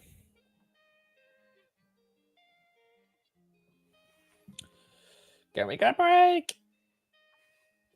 Also, we might even go downtown a bit before this one breaks, but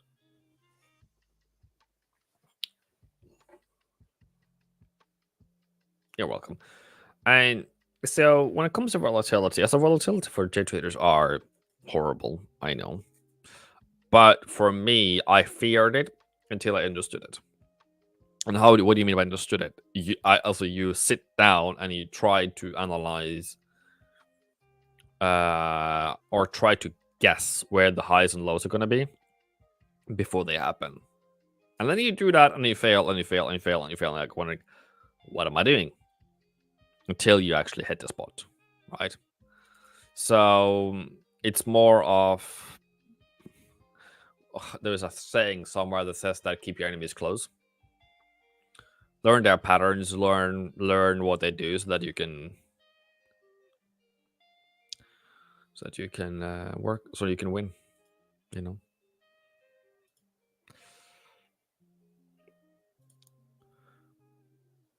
You can see their patterns and see what they do, and then you can use that to your advantage. TBH,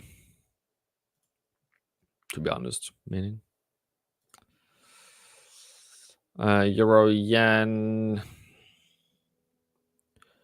making its move. Oops, sorry. So that could have been an entry, but key.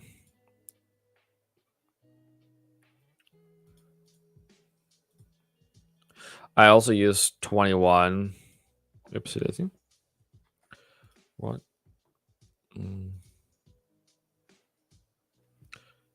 Okay. I also use the 21 EMA 55 EMA for confirmation of trend. If I like to teach new students, like, how do you make sure that you're in a bullish trend or bearish trend or whatever? This is horrible, but that's what you want to see. Then you go to 4 hour and be like, okay, is the red above the green? So the red is now below. Okay, it's not bullish yet, but it will turn. So what I say is that here is where it turns bullish. So I just take that away. This is where it turns bullish. Then going down to 1 hour, and then where does it begin? There. So somewhere between there and there, where you should. Oh yeah. Okay, coming. Ooh, nice. Break it.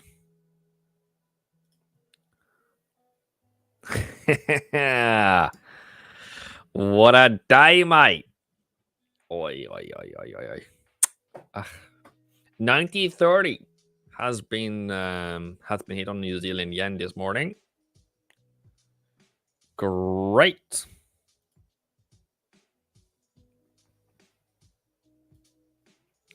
So that is the high. So as long as we close, no, we only have 14 minutes until close, 13 minutes until close. Can't be better than that. Sorry.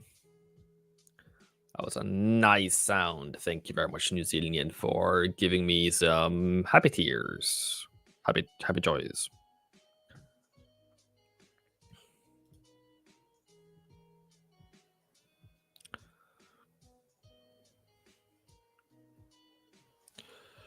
Let me just see something else here.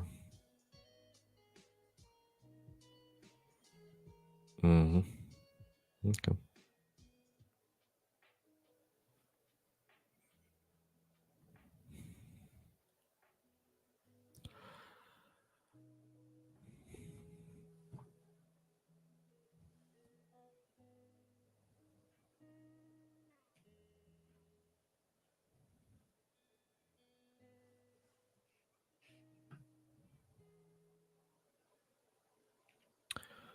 It's fantastic.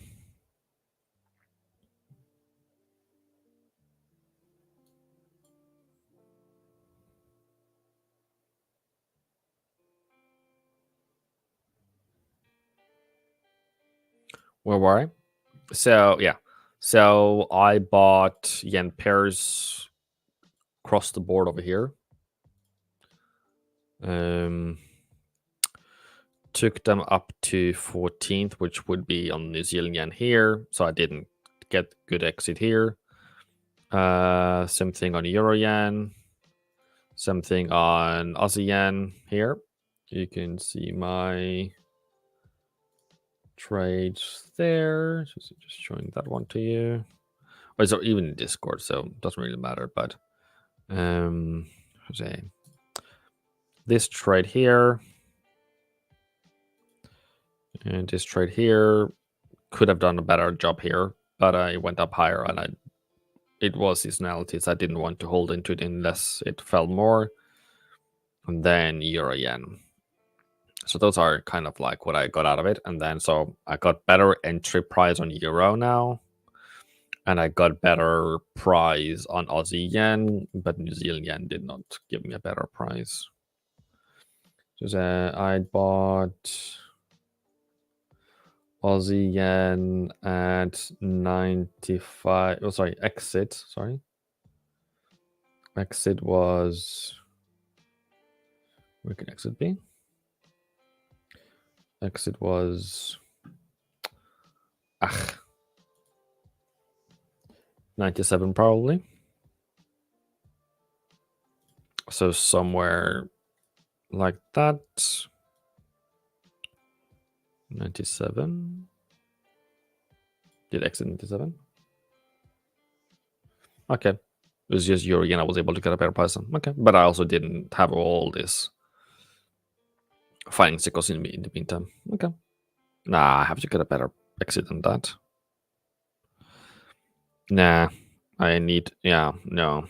I had a better exit than that. Somewhere in that direction. That doesn't make sense. But okay, cool. Doesn't matter. We're on profit now.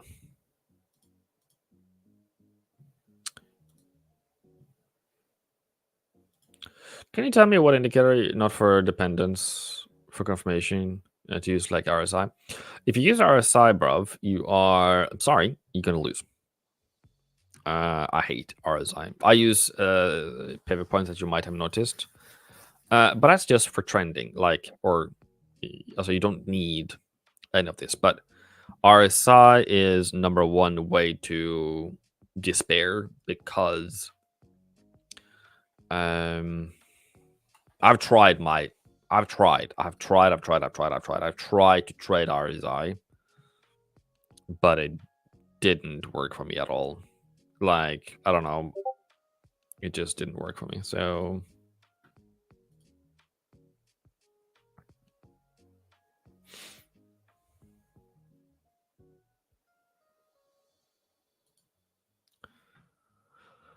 yeah, nah, because now it's coming up to sell again, but I really want to be a buyer here. So, and then on all of that, you know, in all this bullish trend, maybe it tells you to start buying here, probably.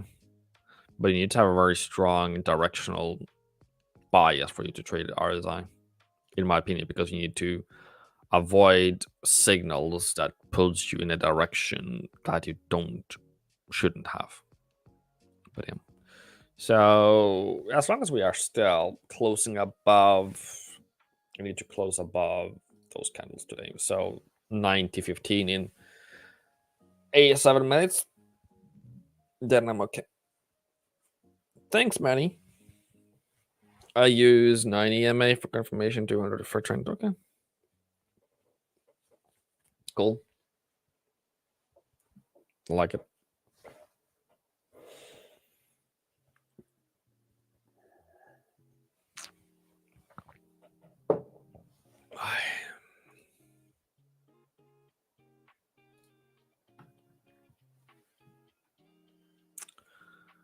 Let me just see, going back to my yen pairs. That's a good day trading. It's a good day trading.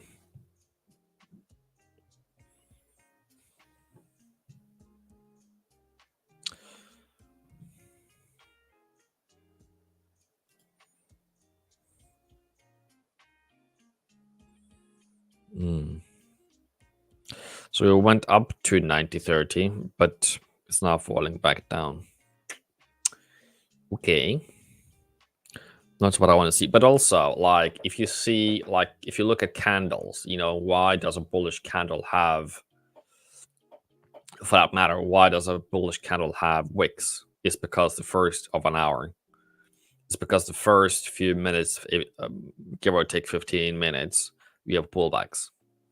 So when you want to enter a trade, for that matter, and you're wondering, like, is this going to be the bottom? The next candle has a wick, so you can kind of try to find that as well, if that helps you in any way. Going short on use dollar yen on 5 minutes chart. What's your confirmation, sir? Because that's bullish to me, right?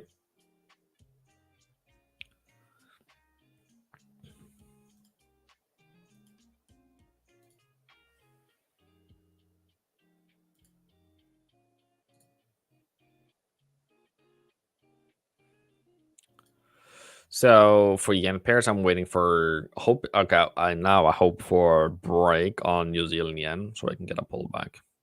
I want it to break first, because if it breaks down now, it's a rejection of the high. I don't like that. But I think we're gonna break. I think we're gonna break today. Break higher. So my only annoyment today is CAD yen. I did get a pullback I wanted. This one's just too shallow, so waiting without me. But yeah, dollar yen. 5 minutes chart, you said? Okay, cool.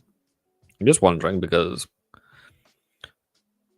I ain't gonna lie, it look a bit crazy to me. But might be like crazy to you, then it's okay.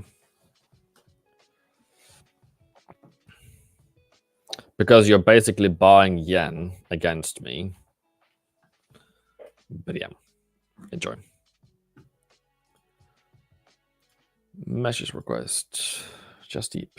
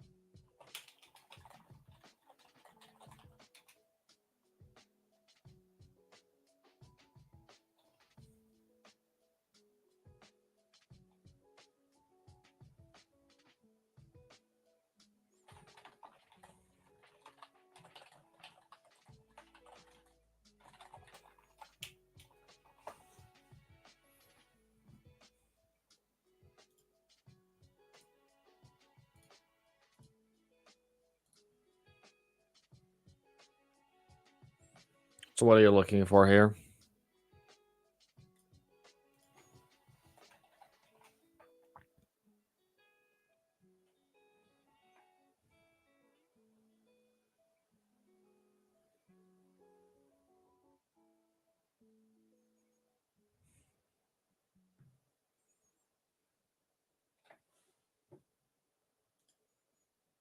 Mm. 3 minutes to close.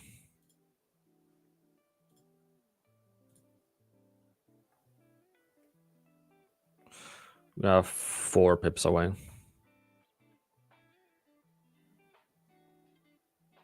Unless it just becomes a wick at the top.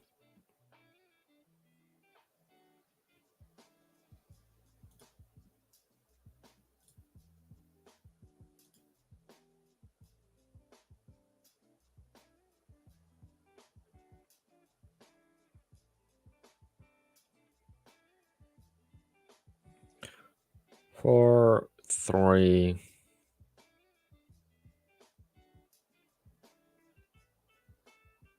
Four.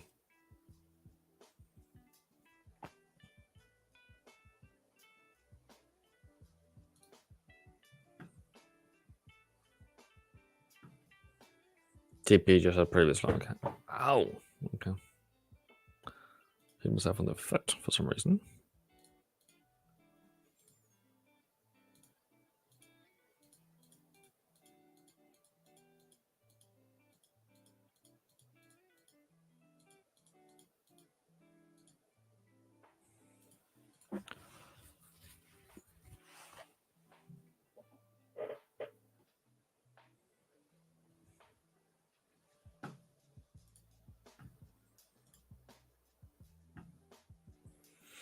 Let's see. Close of the 1 hour candle. Pound yen, strong candle.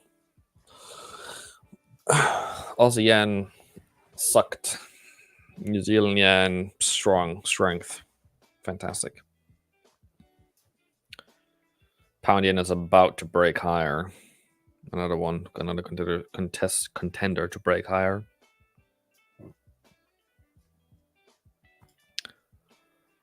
Hmm. 50. So we'll see on New Zealand yen. If we get a close above, we have 36 seconds left.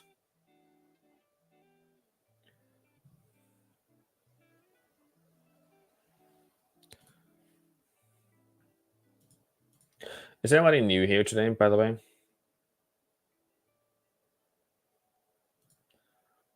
I'm normally like a bundle of joy and happiness. I'm sorry for not jumping up and down today.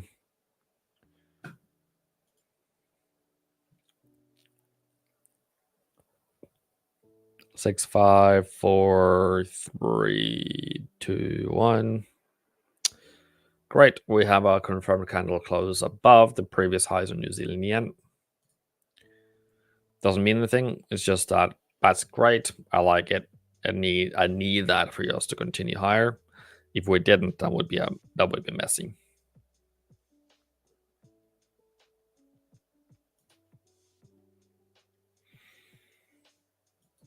But it also a target, so makes it a bit more difficult. But yeah, so current close above.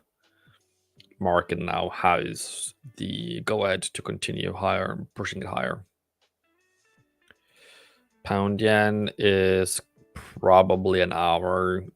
Then this next candle close, or more hours, but it's only one candle close away, or 22 pips out of 150 to the day. I should have bought that one yesterday. Look at that, those profits. Jesus, okay. That's a lot of risk if it went against me. So if I bought here, I would have my stop loss at least 100, 130. Would already have been made back. Okay, shouldn't have, but it is what it is, I guess. All right, babes.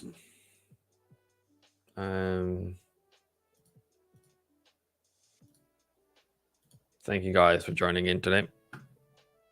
I'll see if I will be back in New York. I'll probably be back in New York. So a couple of hours of break, eat some breakfast, recoup, and then what's the current profit at the moment? I don't know. Okay, it's okay. It's all right.